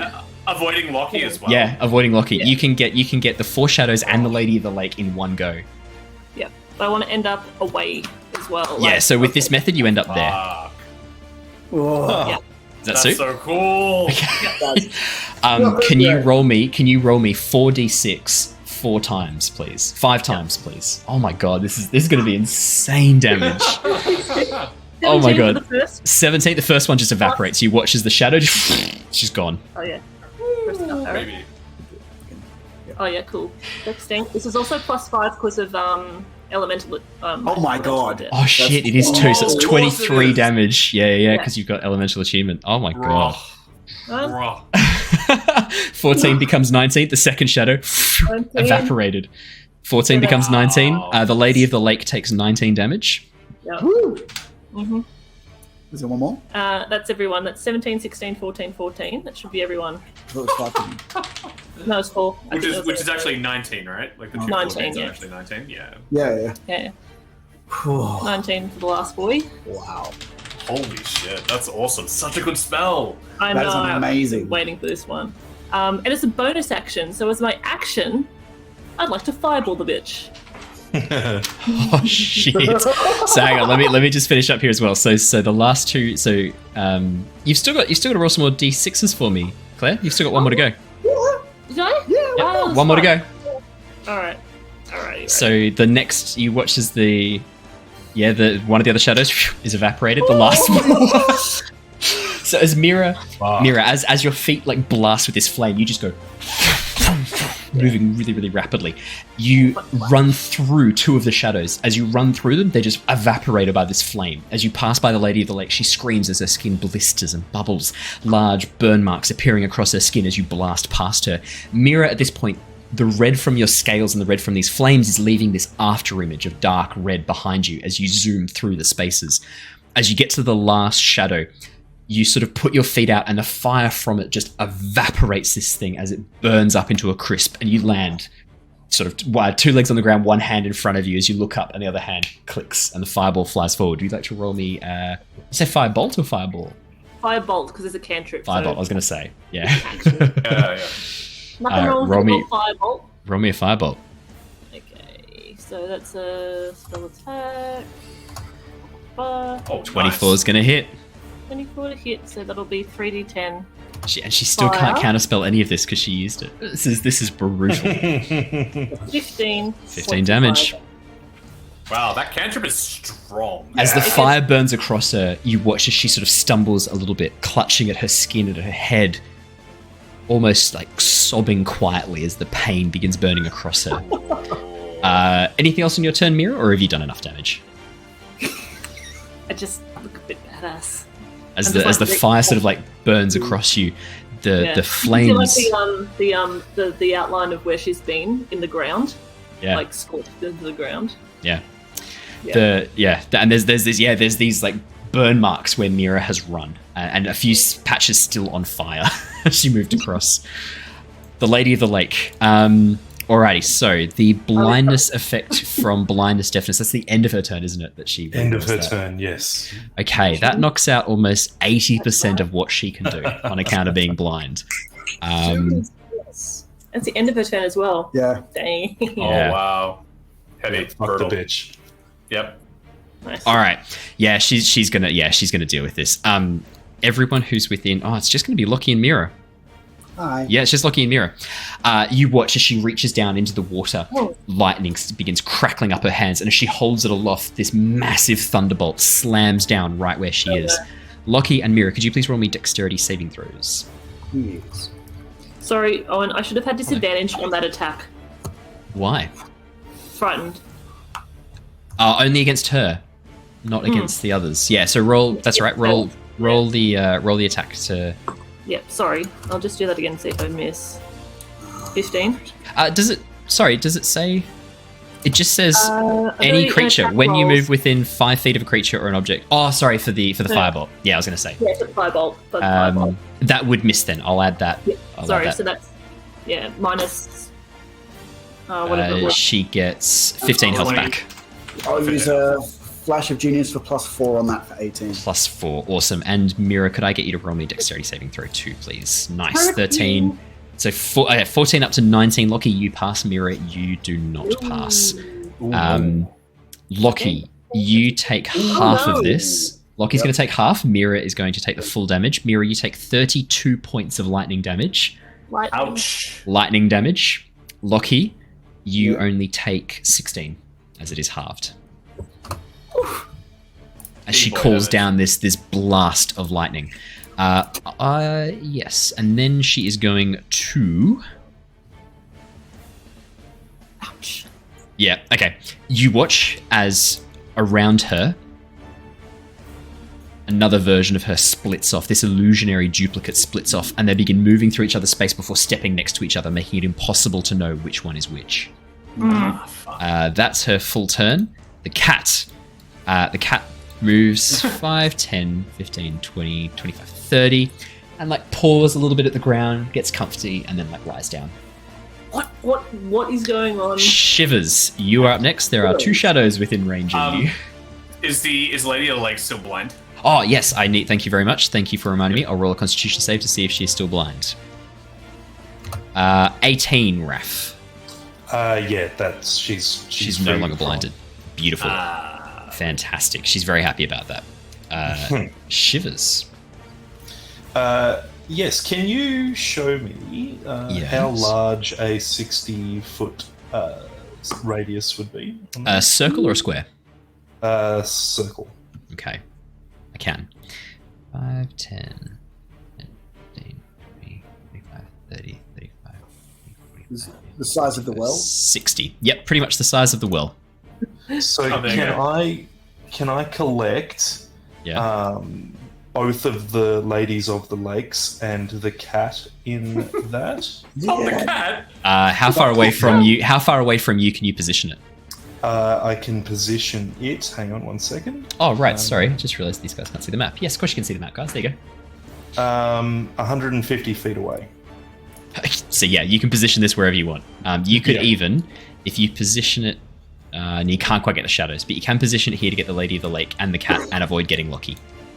Yeah, good. So I wanted to make sure I can get both the ladies of the lake Yep. in this, and then I'm going to kind of like this purring kind of starts deep in Shivers, and he kind of his eyes roll back and his head goes up, and the purring kind of becomes this deeper rumble before he opens his mouth, and it's like this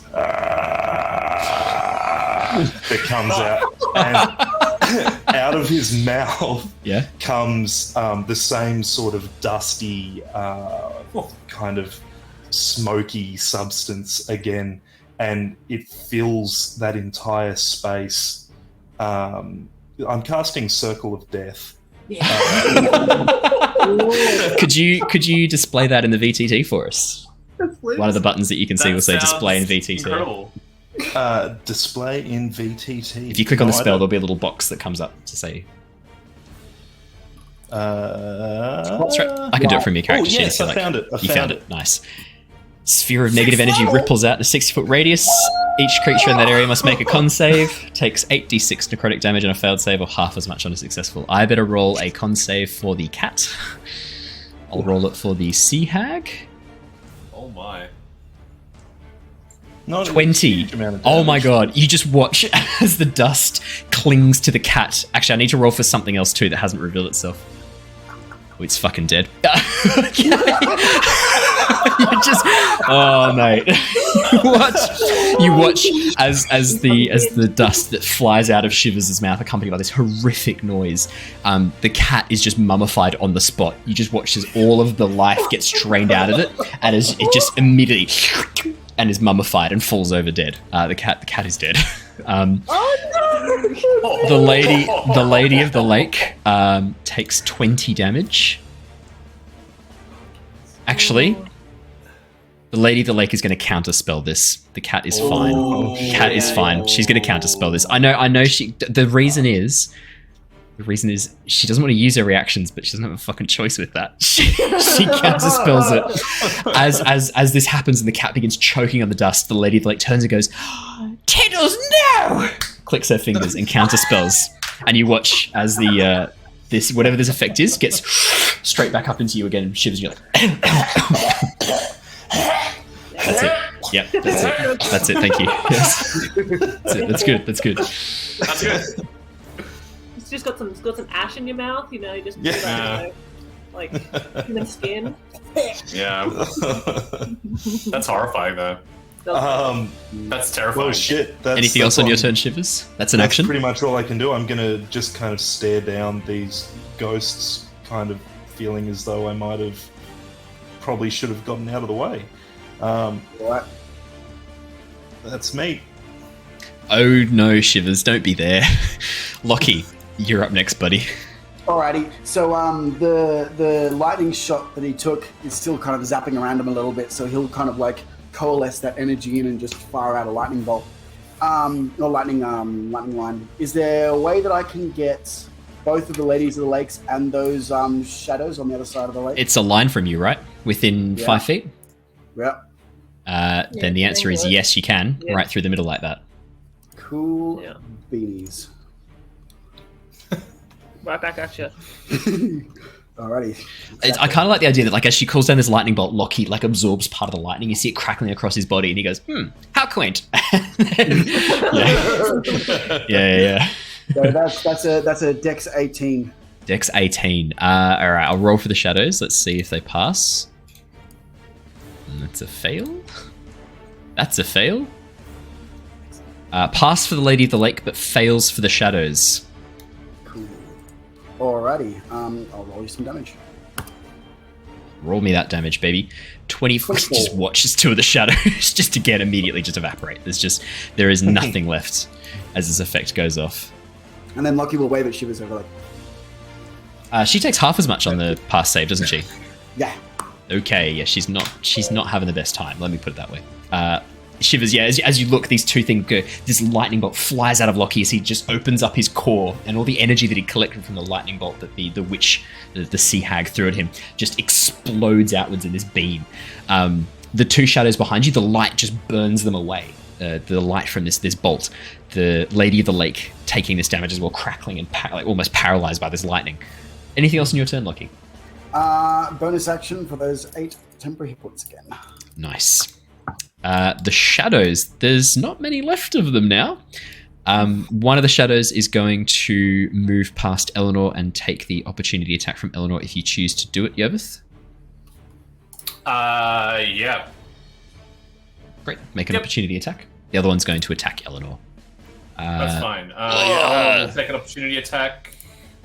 Does a... Won't hit it, though.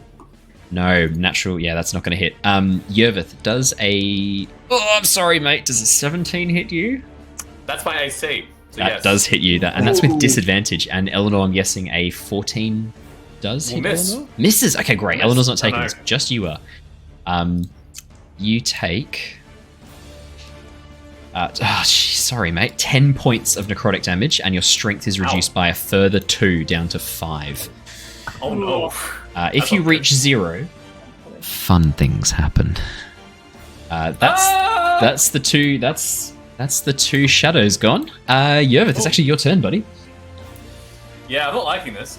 So as you watch as these two billowing cloaks of darkness leaking shadow, one flies over the top of Eleanor and tries to strike you and succeeds, draining the life from you. The other one, attempting to hit Eleanor, is unsuccessful. That's not cool. Fuck. That kind of changes what I was gonna do. Yeah, cool. This is not fun. Yervith is just gonna pull out his mosaic shortsword and just try and kill this thing.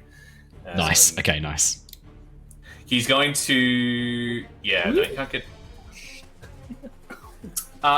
Actually, what he is going to do, because he really wants to kill this thing really bad, he's going to cast Hunter's Mark on the shadow in front of him real quick. Yep, absolutely. Yep. So I'll put that on. Let's do... Yep. Let's do this one as Hunter's Mark. Yep. Sweet. And then he's going to attack with the Mosaic Sword for 20. Yeah. And then 20's going to hit. 10 piercing damage. 10 piercing damage. Won't be sneak attack because there's no one. Eleanor's not there, but that's okay. And he'll attack again. Just trying really hard to kill this thing. Absolutely. And remember, if you miss, you can activate the Mosaic Shortsword effect. That doesn't miss. Yeah, that doesn't miss. So that's another 12 points of piercing damage. Yervith, how do you want to do this? Fuck. That's good. Yeah, I guess Yervith is like, probably wasn't expecting to get hit by this shadow. But as he took some life force damage, he just sort of pulls out the Mosaic Shortsword.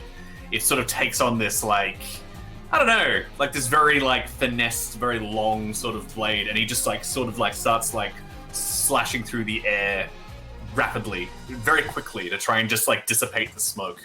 Yeah. And for the stream, for who might not have seen Yervith's Mosaic Shortsword before, the sword itself is composed of sections of what look to be stained glass, fragments and tiles. And as he moves it through the air, they sort of split apart ever so slightly before coming back together again. As you slash through, tearing into this thing, you just rip the fabric apart, tearing the shadow into pieces. The darkness dissipates in front of you, and you feel yourself feeling somewhat safer than you did a few seconds ago. Yeah. I'm guessing definitely. I'm guessing Eleanor would like to attack the shadow in front of her. Well, I can't command her to, so she's just going to take the dodge action and just sit there and be in combat. So I use my bonus action to do Hunter's Mark. Yep. Yep. Alrighty. All good. Mira, you're up next, and Andrew, MK Lucifer, has gifted you advantage. Thank you. Nice. Yep. Nice. Andrew has bought MK Lucifer has spent channel points on give advantage, and he said the next person, so that's you. Thank you. I'm gonna firebolt that one attacking Eleanor. Actually, you know what? For that, because I advantage, I'm gonna change it to lightning. So I'm going to taking inspiration from Lockie. Yes. I'm going to channel it through my eye, and the eye just crackles with energy, and it shoots out as a lightning bolt. Nice. So yeah, change from firebolt to lightning bolt. Yeah, as you concentrate using Avazandum, the Amulet of Elements, you change the elemental damage. This is only for a cantrip, though. It's only a cantrip, though. Nothing fun happens, unfortunately. I'm still 21. Could you do it for something a bit more fun? 21's going to hit. Please roll me some Damagios. I would love to, but I've still got my Ashadal on stride, and it's a bonus action, so I'm going to race around with that. This might be my favourite new spell. It's pretty great. Yeah, this is brilliant. It is pretty great. Okay, so that's 3d10, It's wonderful. 18 13 points. fire damage. Oh, this shadow's not quite dead. Oh, 18 plus element. Yeah, it is now. Sorry, plus your fire elemental. Oh no, but it's not fire because it's lightning. With lightning. So So no, it's actually only 13. it's only 13 damage. Almost had me there for a second. Still cool. Still cool. Still cool as shit. Yeah, as you blast out, as you concentrate and hold the energy of this firebolt in your hand, the amulet around your neck, the amulet of elements, flashes, and you watch as the fire begins twisting and changing, the energy turning into this crackling ball of lightning, as you then just lob it over towards this shadow. As it strikes into the back of the light, burning away lots of it, you can see the tattered cloak still remaining. That's alright. I'll hiss and then I'll run up. I'm gonna Yep. I'm gonna like tag Lady of the Lake, and I get all the way up to the cat. Okay, do you run through the cat's space or next to the cat's space, just so that I know? I'm gonna just be next to it because I'm like, what are That you? still is going to activate the fire, just a heads up. Is that what you wish to do, or do you want to go there? I'll go I just there. want to know. I'll go I just want to there. know. Okay, cool. As you run through the Lady of the Lake, could you please roll me 4d6? Yeah. Okay, and this is fire, so I better roll a concentration check too to see if she can maintain this illusionary duplicate. 14 plus 5 is 19. 19. Oh, she's not happy. The illusionary duplicate, gone. You watch as you run through her. It just disappears as you run through this duplicate. It just fades into nothingness. I love that. As you run up in line with the cat Mira, the cat sort of turns to look at you and then begins licking its paw almost lazily. Wow. You know. Oh no, I can only do it once per turn. That's okay. I was going to say I could just run back through her space, but no, the spell says you Only can once do per it. turn. Yeah. That would be a bit okay. And would you like to roll me to see if you get out of the fear effect, please, Mira? Wisdom Yes, saving throw. I would. Yeah. Okay. Wizzy. You have disadvantage too because you're within line of sight of it. That's going to fail. It doesn't even matter. Oh, Mira, the Lady of the Lake. You've just run through her, burning her. You've killed all of her shadows. She turns towards you and uses Death Glare. As she looks at you, as she turns towards to look at you, she points at you and goes, "Die." Could you please roll me a wisdom saving throw, please? That's an ability, not a spell, isn't it? It's an ability, not a spell. I would like you to please roll me a wisdom saving throw. If you fail this saving throw, you drop to 0 hit points. Can I flash a genius her? Yes, you can. Actually, how far away from Mira do you have to be to flash a genius? I think you might be just within range. 25 feet? Or maybe not. What is it? It's class feature. Yeah. I thought it was 10 feet. It might be. Just give me a sec. Oh fuck. I'm gonna drop to 0. Oh no. I'm gonna switch to some new. Let's put on this combat music. I reckon this one's more appropriate now as we head into. 30 feet. Yep, she's within range. You can flash a genius. So +5.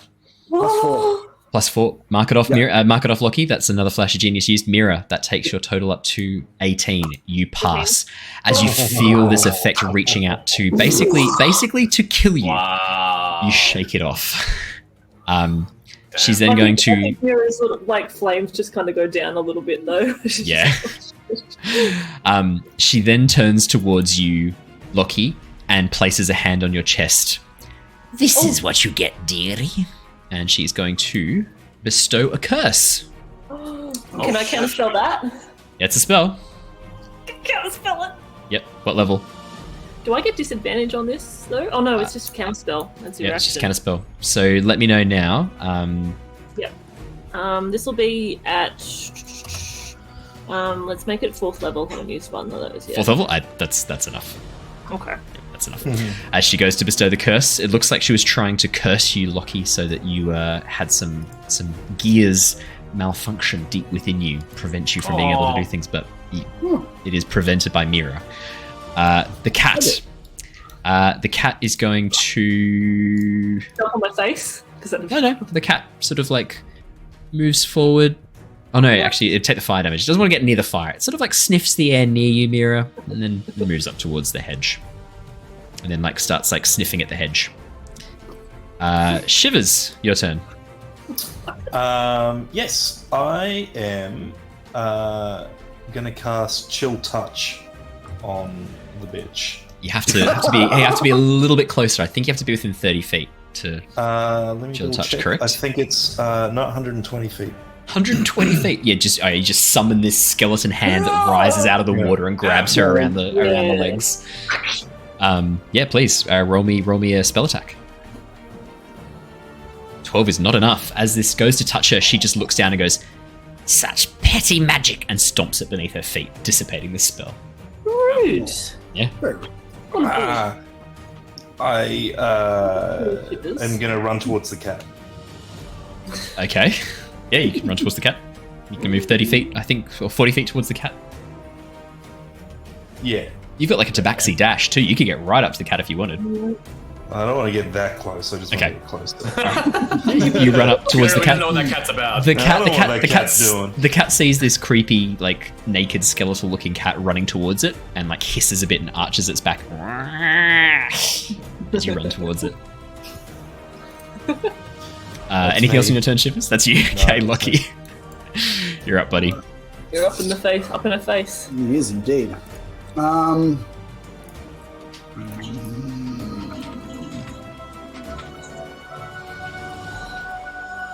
Thinking about it.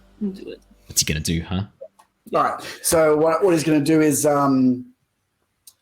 he's going to spin up his core again, and he's going to reach out, and he's going to try and get as close as he can to her, and sort of like break time.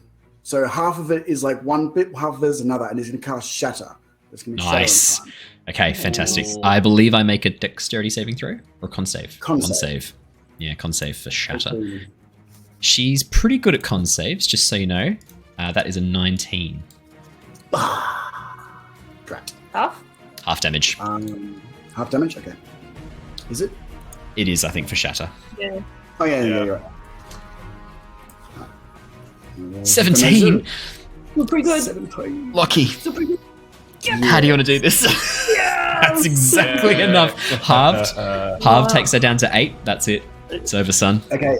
So, but between his hands is going to be like this this weird sort of like orb, like you would like heat rising off an asphalt, and it's going to go around and it's going to crystallize, and then she's going to snap it, and so it's going to be like a split second parting in difference in between the left and the right side, and it's going to break those two parts apart.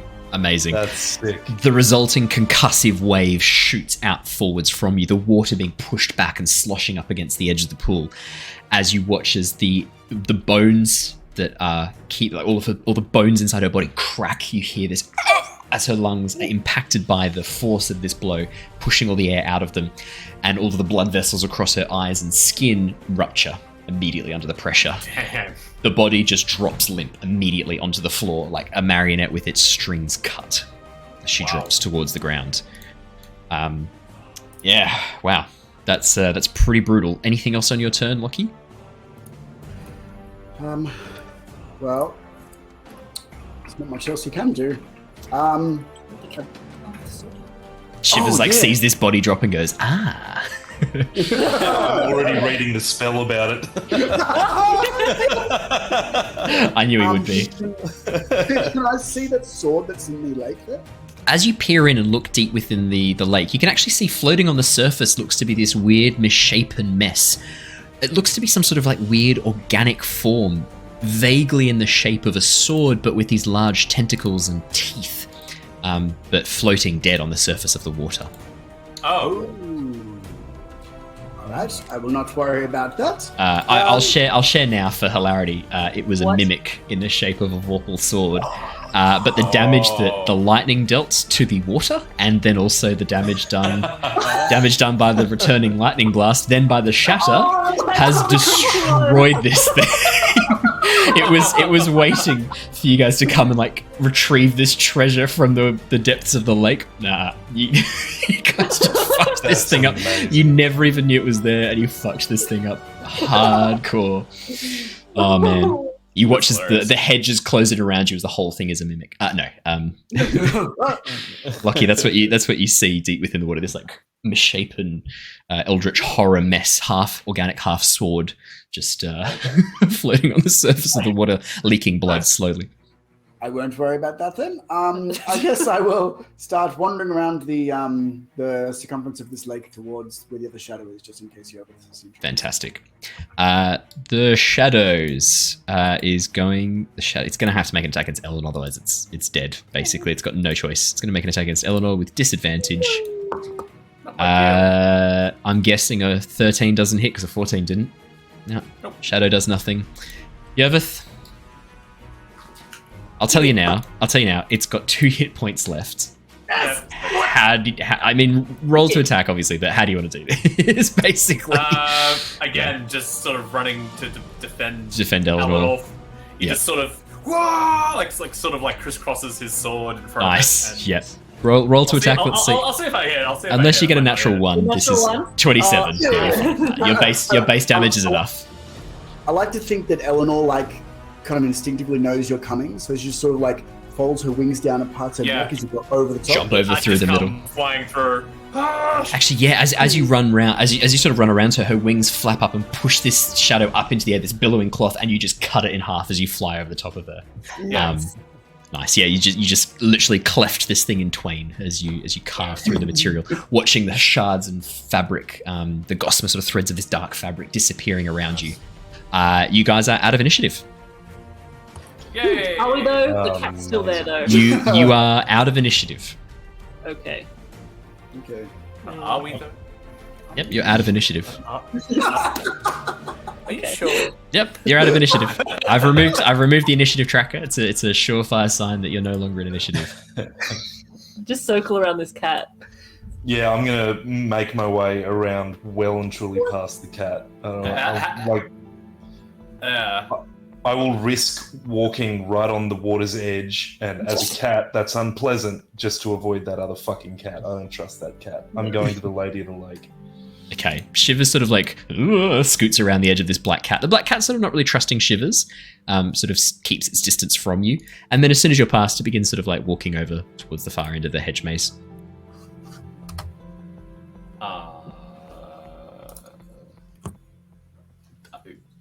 Yervith and Eleanor are going to have a look at the cat. Okay. And Yervith is going to do his best to be friendly with it. Maybe keeping Eleanor back a little bit because he's not sure what Eleanor's going to take on this cat. As you look at Eleanor, you can see her head's clocked on, and it's just looking at this cat. And as it moves, she just follows it, and then you hear deep within her throat this. She watches the cat move across, and then this little. Almost like a little half growl bark. Yervith looks back at Eleanor and just goes, "No, don't frighten her. She's just a cat. But just I think, I'm gonna go take a closer look. But just be nice." And with that, Yervith is going to get a little bit closer to the cat. Yeah, as you move on up, sort of walking slowly. Could you roll me an animal handling check? I think then sounds you're trying to go for. And Shivers, I imagine you're doing some shenanigans over by the body. That phrase, when am that I phrase not? should be your tagline, shenanigans over by the body. Shenanigans by the body? Nah. Yes, that's absolutely right. I'm going to go over there, kneel down. Yep. Obviously, she's like in pretty bad fucking shape, but I'm going to roll her onto her back and The body just put her. flops uselessly over. I'm gonna like put her arms, up on her chest like that, and put her feet together, and kind of just kneel over her, praying for a little bit, and thanking her for her life and all of that side of things. And then, and actually, Owen, I wanted to check with you on this. Given my character's background, how would you feel about Animate Dead being a ritualistic thing that can be cast rather than it being what it normally is? When you say ritualistic, you mean casting it as a ritual or casting it? Yeah. Is it a ritual spell? No, it's not. It's not. It's just a normal thing, but... It's a good question. Let me have a quick lookaroo. Yes, but you have to cast it as a 4th level spell. Right, so I have to cast... Oh, no, sorry. If you're doing it as a ritual spell, yeah, but you can only do it on 1 to do that. So, yes, you can only raise 1 creature using the ritual version of it. So we'll nerf it a bit. Sure, then I will ritualistically just spend the time casting that spell. Animate Dead. You watch as Shivers sort of reaches into his pack, pulls out a few black candles, places them around the body, begins drawing what looks to be some sort of like pentagram around the body with like skulls like part of it, pulls out some black sand, begins pouring the sand around as well, pulls out what looks to be some like... pulls out some like tools used to like remove organs, and you begin like pulling out her brain through the nose. You begin like cutting it up, pulling it out, like mummifying, basically like preparing for the body for mummification. That's having the right reaction. And you just you begin like going through the like removing the soft tissue with your little special implements, like getting ready to prepare yourself another vessel that will serve you. Yervith. I love how like Yervith is playing with a cat in the corner of the map. It's just like pulling brains out of noses. She does not need them anymore. With your animal handling of 10, the cat's a little bit suspicious of you. Given that there was a fair bit of combat, some shit went down. The cat is a bit on edge. It didn't seem too bothered earlier on, but since sort of lightning has gone off right near it, there was this like blast of thunder, this incredible concussive force that shattered like its owner and the water in front of it. The cat's kind of a bit more on edge. It's sort of like keeping a little bit back from you, but eyeing you cautiously. You don't get the sense that it's aggressive. It's more just nervous about you. Just being a bit closer to the cat, is there anything unusual or weird about this cat? I'll use your animal handling of 10 if you like, or do you want to roll a perception or investigation check? I was going to roll a perception for this, if that's okay. Go for it. Thank you. It is okay, mate. 28. You're looking at a black cat. It looks to be well fed, well looked after. Its fur is this very luxuriant, almost gossamer black. You can see that it has these sort of yellowish green eyes, very well cared for, and you can see around its neck a little collar with a bell that says Tiddles. Oh, it literally was just to see Had's pet. Yeah. Oh, I feel bad. You know, in ancient Egypt, they mummified the cats when their owners died. That's true. Oh yeah. And crocodiles too for the pharaohs. Fun fact. Yeah. Mm. And dogs. I'm just gonna see this cat Tiddles. I'm just gonna kind of like crouch down and just be like, "Hi, Tiddles. It's okay. We don't want to hurt you." Still keeping its distance at this point. Not too keen on getting close to you, just because you're a stranger. It doesn't really know who you are. And also Eleanor behind you, like Eleanor's like straining at your back, like trying to get round towards this cat. And you're sort of like trying to push this mental link of like, all right, Eleanor, it's okay, calm down. There's a very strong instinctual response deep within Eleanor. That little thing, I must chase it. She's trying her best to override it, but it's tough, man. I can imagine she's just like, she just really wants to go, but she's just kind of like, and it's like she's doing these little huffs every so often, as she like sees it and like puffing out her cheeks a bit as she's like huffing at it. It's you're like, what has gotten into you, mate? And then you're like, yeah, she's probably not really seen a cat before. Yeah. Yeah. Do you ever have any rations or? Yeah, you've got rations in your pack, I'm pretty sure. Have a look. Let me know. Yeah. I'll see if I do. I mean, I'm sure I would. I'm pretty confident you do. I think we did discuss you guys topping up your rations at the last. Yeah. On the boat. Yeah. I'll probably give wine. Yeah. I'll probably give a little bit of the rations to. You probably have some smoked fish. Yeah. You probably have some some smoked fish. Put some smoked fish on the ground and just Cat be sort like, of it's okay. Paws forward very It's all right. cautiously, keeping its eyes on you, and darts forward, grabs the fish, and then darts back and begins like eating it while keeping its eye on you and Eleanor, but eating it a little bit quietly in the corner. That's cool. Shivers' head whips around, smelling the fish. You want some too? You want some? And the ritual is interrupted. You watch as the body crumbles to dust. No, I'm kidding. Every time. I'm kidding. Do I need to put a zombie token down on the board now as well that you have control of? Yeah, okay. Zombie hag. I'd say that's about 10 minutes. As you guys go through that. Oh, I've got a really cool picture of her. Okay, let's give you. Oh, this is perfect. There you go, buddy. There's your zombie tag. That is horrifying. That is absolutely horrifying. There's your zombie. I'm gonna make it full size and I'll bring the map over so everyone can appreciate how fucking terrifying this is. Oh my goodness. That's the zombie made from the hag. I love Oh that. no, she got back up again. Quick! I love that the background is basically like the water that she's in as well. Yeah, But, like, she's coming out of the water like. Couldn't resist from that. And Shivers, as you finish your ritual and begin summoning, you watch as the body twitches a bit and then rises steadily and jerkily before like moving into place. Head sort of lolling a bit uselessly as part of her neck muscles were actually shattered by that effect that Lockie did. Bones still broken but being held together just under sheer muscle force. Sort of looks like.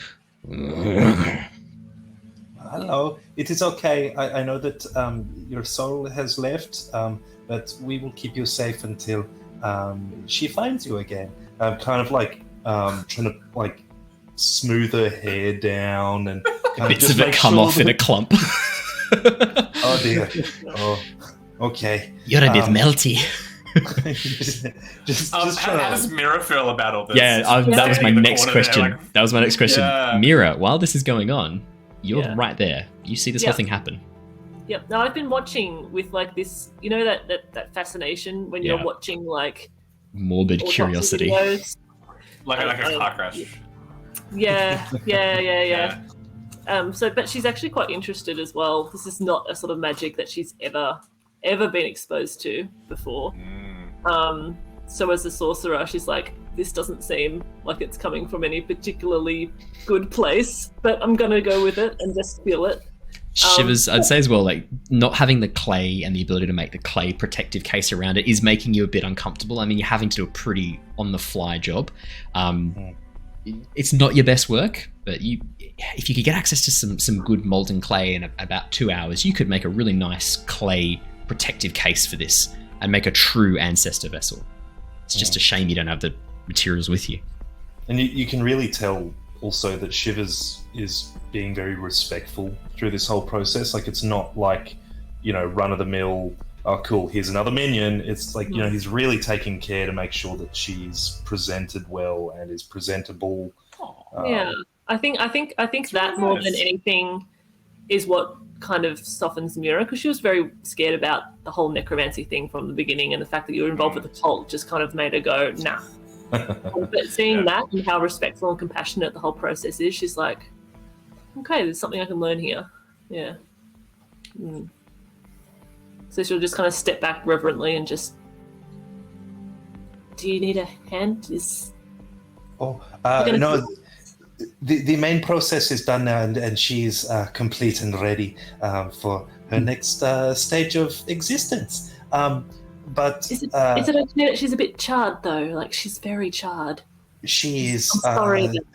No, that's quite all right. When she was in life, she was not a very good person, so hopefully she has a chance to learn in the next one. And hopefully this will, give a good indicator when she finds herself again. to not go near fires or people that create fires. So she's going to find her body and see what happened to it and learn from it. Is that what's going to happen?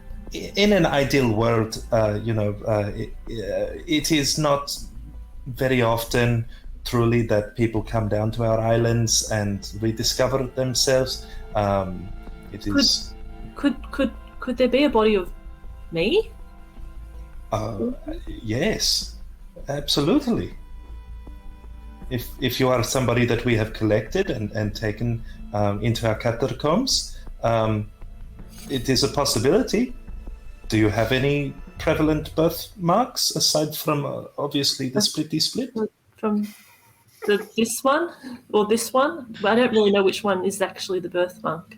Well, are there? How does that work? Are you were always like this? It's a birthmark. So.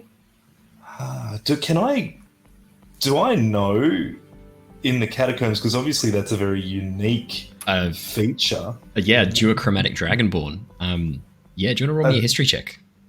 Yeah, or like if there's anyone in our catacombs that would have any such large. We know of at least one other. Roll me a history check. Oh yeah, we do too. Yeah. I've lost history. There it is. Hang on. Not the history. Not the history. Not the history. 15. You're thinking through. There's not a huge amount of Dragonborn that you've collected, that your people have collected, and that the religion of Mors Sacris have collected, simply because Dragonborn tend to look after their own dead, and they're not super keen on handing them over to Mors Sacris. There's not a huge number of Dragonborn that are part of the religion. Most Dragonborn are still on Chiari working under the dragons and worship Bahamut. There are a couple of Dragonborn in the catacombs though. And you do remember one of them that's entombed already entombed in the full clay protective casing. You do remember that it did have this weird line right down the middle, and that the clays were a bit different, the two different mixes on each side.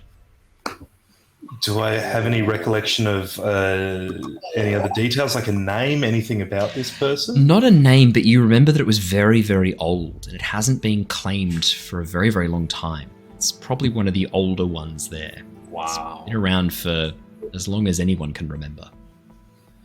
I think I have met one of your previous vessels. Actually, this is so exciting. You know, we do not get very many of your variety down where we come from. But yes, there is one that comes to mind that has the same... For podcast listeners, Raf just held up his hand in front of his face to make a line in the middle and then whistled. Yes. Yes. Yes. That's nice. Sorry, carry on. Sorry. I hate that. Mira, who's not a very religious person, is like, okay, I'd like to see that because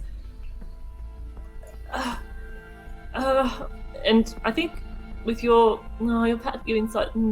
His insight's pretty poor. Yeah, it's pretty poor. She looks really scared about this. Really scared about this. Like pretty ominous, yeah. Well, I don't know, Raph. But if it is another avatar of Mira, it might be another one of someone else. Ooh. So she looks beyond scared. Like she looks very scared. Maybe more than. Oh, I didn't even make that connection. That's very scary. Oh, my work here is done. Existential dread infects the party. Yeah, basically. Oh, we should know that there was. I need to go for a walk. There was another dichromat, right? Yep. You know, there's been one in the past. Yep. We know that the other one was a dichromat. Yeah. Yep. Because was the During picture the of the dichromat on the Was it back in the jungle? It was. It was back in the People jungle. had the mural? Yeah, And I believe yeah. it was black and gold. Black if I remember and correctly. gold. Yes. Yeah. Ooh. Can I take Mira's hands, totally unaware of why all of she's this. suddenly? Yeah. It's like you do not need to be afraid. I understand that it can be hard sometimes to see oneself from this perspective, but it is a part of life, and I would love to be able to show this past vessel to you and reconnect the two of you. It is a beautiful thing. I'm sure you will get on famously.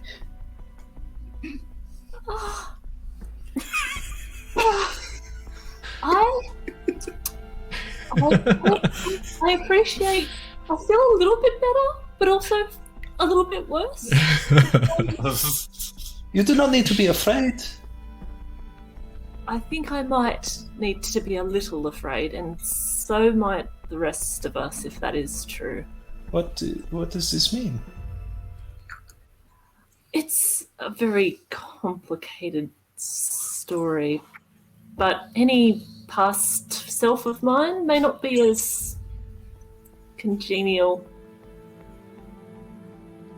as me. Well, I mean, we all learn things from lifetime to lifetime. As you learn, you grow more tolerant, more happy. Is this what you're meaning? I wish. Oh, does the cult know about this? No, Okay, good. not that I know of. You know, you fill me with the hope, and then you take it away. And Well, I It's mean, like a roller coaster. are you important to this cult?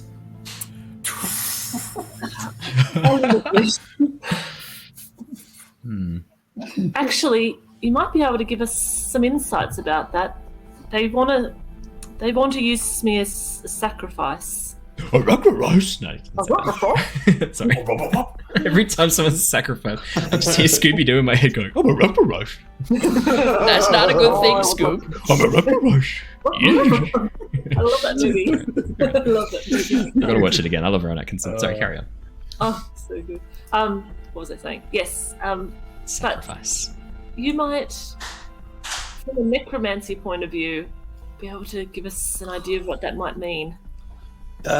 Yes. I mean, standing directly next to us, kind of staring in separate directions, like totally cockeyed now. There's this like dead hag Zombie. just bleeding from the eyes, just standing there.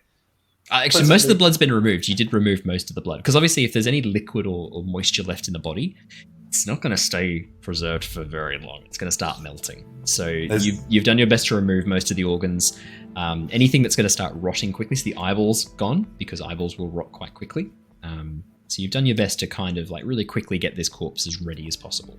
Yeah. So it's just vacantly staring in your general this direction sightless without eye any just- eyes. Yeah. Head sort of lolling slightly as it looks over. Yes, I do know about necromancy to an extent. How can I be of assistance? I know enough to get around, to get corpses around. I'm not looking at the zombie. I'm just like doing that thing. You know how you have those illusions on the wall, on like the pictures that kind of Magic stare at you? eyes, yeah. The magic eyes. She's just like looking around the not looking at it. Wow. Look, I think let's just get in to the tower and then we can go from there. That's a lot to process. I think I need to go for a run. Yeah. The maze is probably not the best place to be doing a running. Well, We should probably go together. Yervith calls out from across the pool of water. I was just going to do Ashdal and stride just around the pool a couple of times.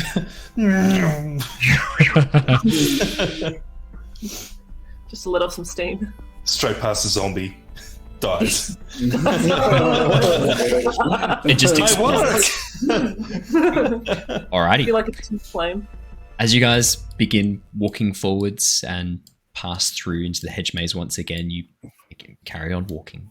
And as you come around another one of the turns, you find yourselves back in God. the same area that you were before with the sundial. This time, the shadow is pointing just towards the north. Fuck. Okay. Actually, no, sorry. No, sorry. The shadow is pointing towards the north and towards the east still. Hasn't changed. Oh, okay. So I agree, Yervith. We should go together on this one.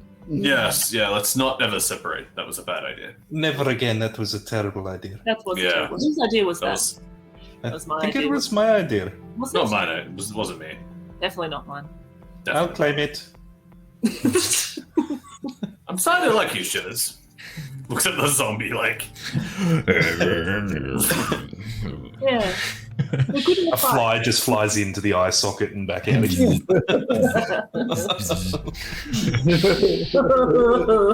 Yeah. I think you're really growing on me.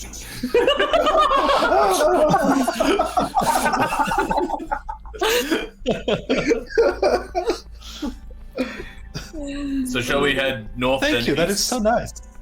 No, don't mention it, Shivers. It's all good. North and then east, or should we just head east? What's the play here? Well, I vote just east. Just east. Just east. Just east. Okay. Yeah. We only end up back in the pool, potentially. Yeah. What's the worst that could happen? Why would you say that? He said it. Why would you say What's the that? worst Said that it. can happen? Yervith just looks at the zombie like...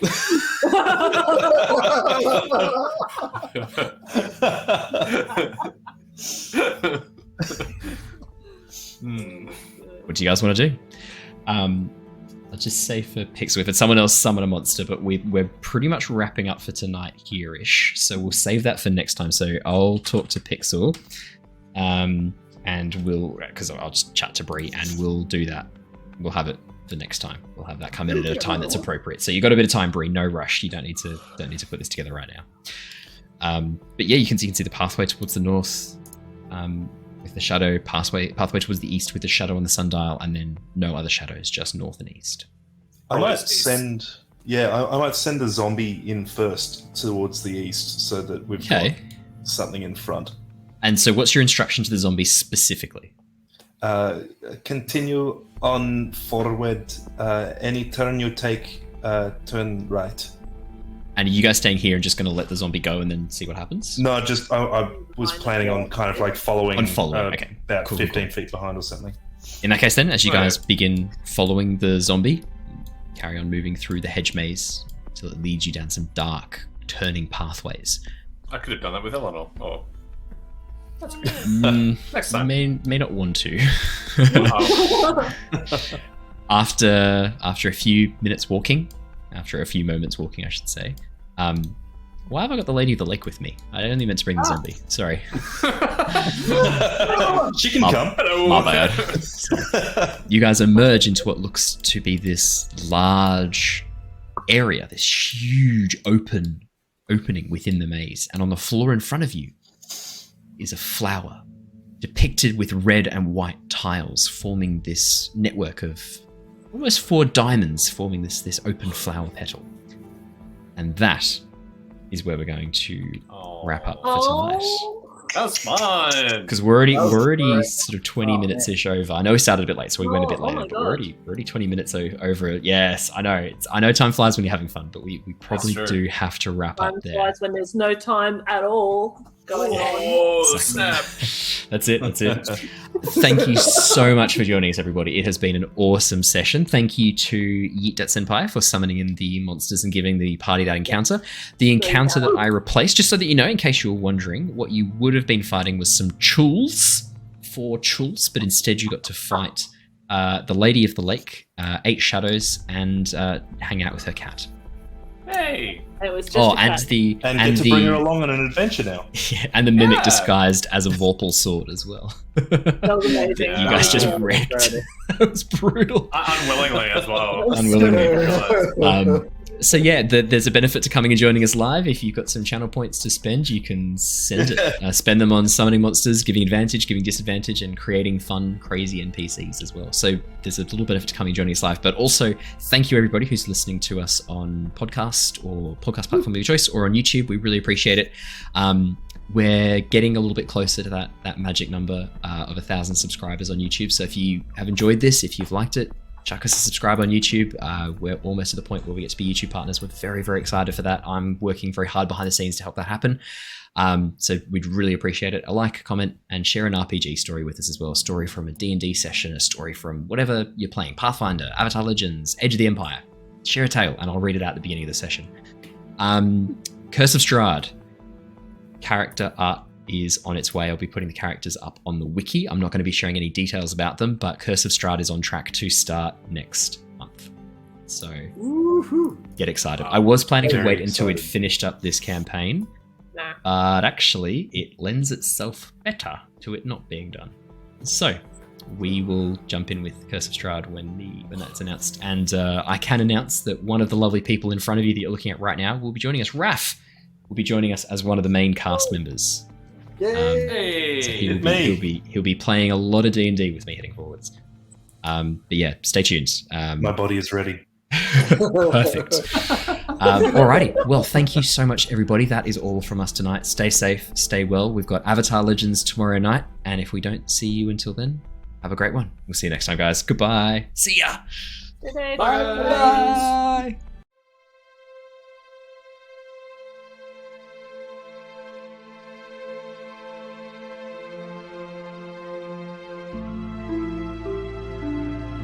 Bye.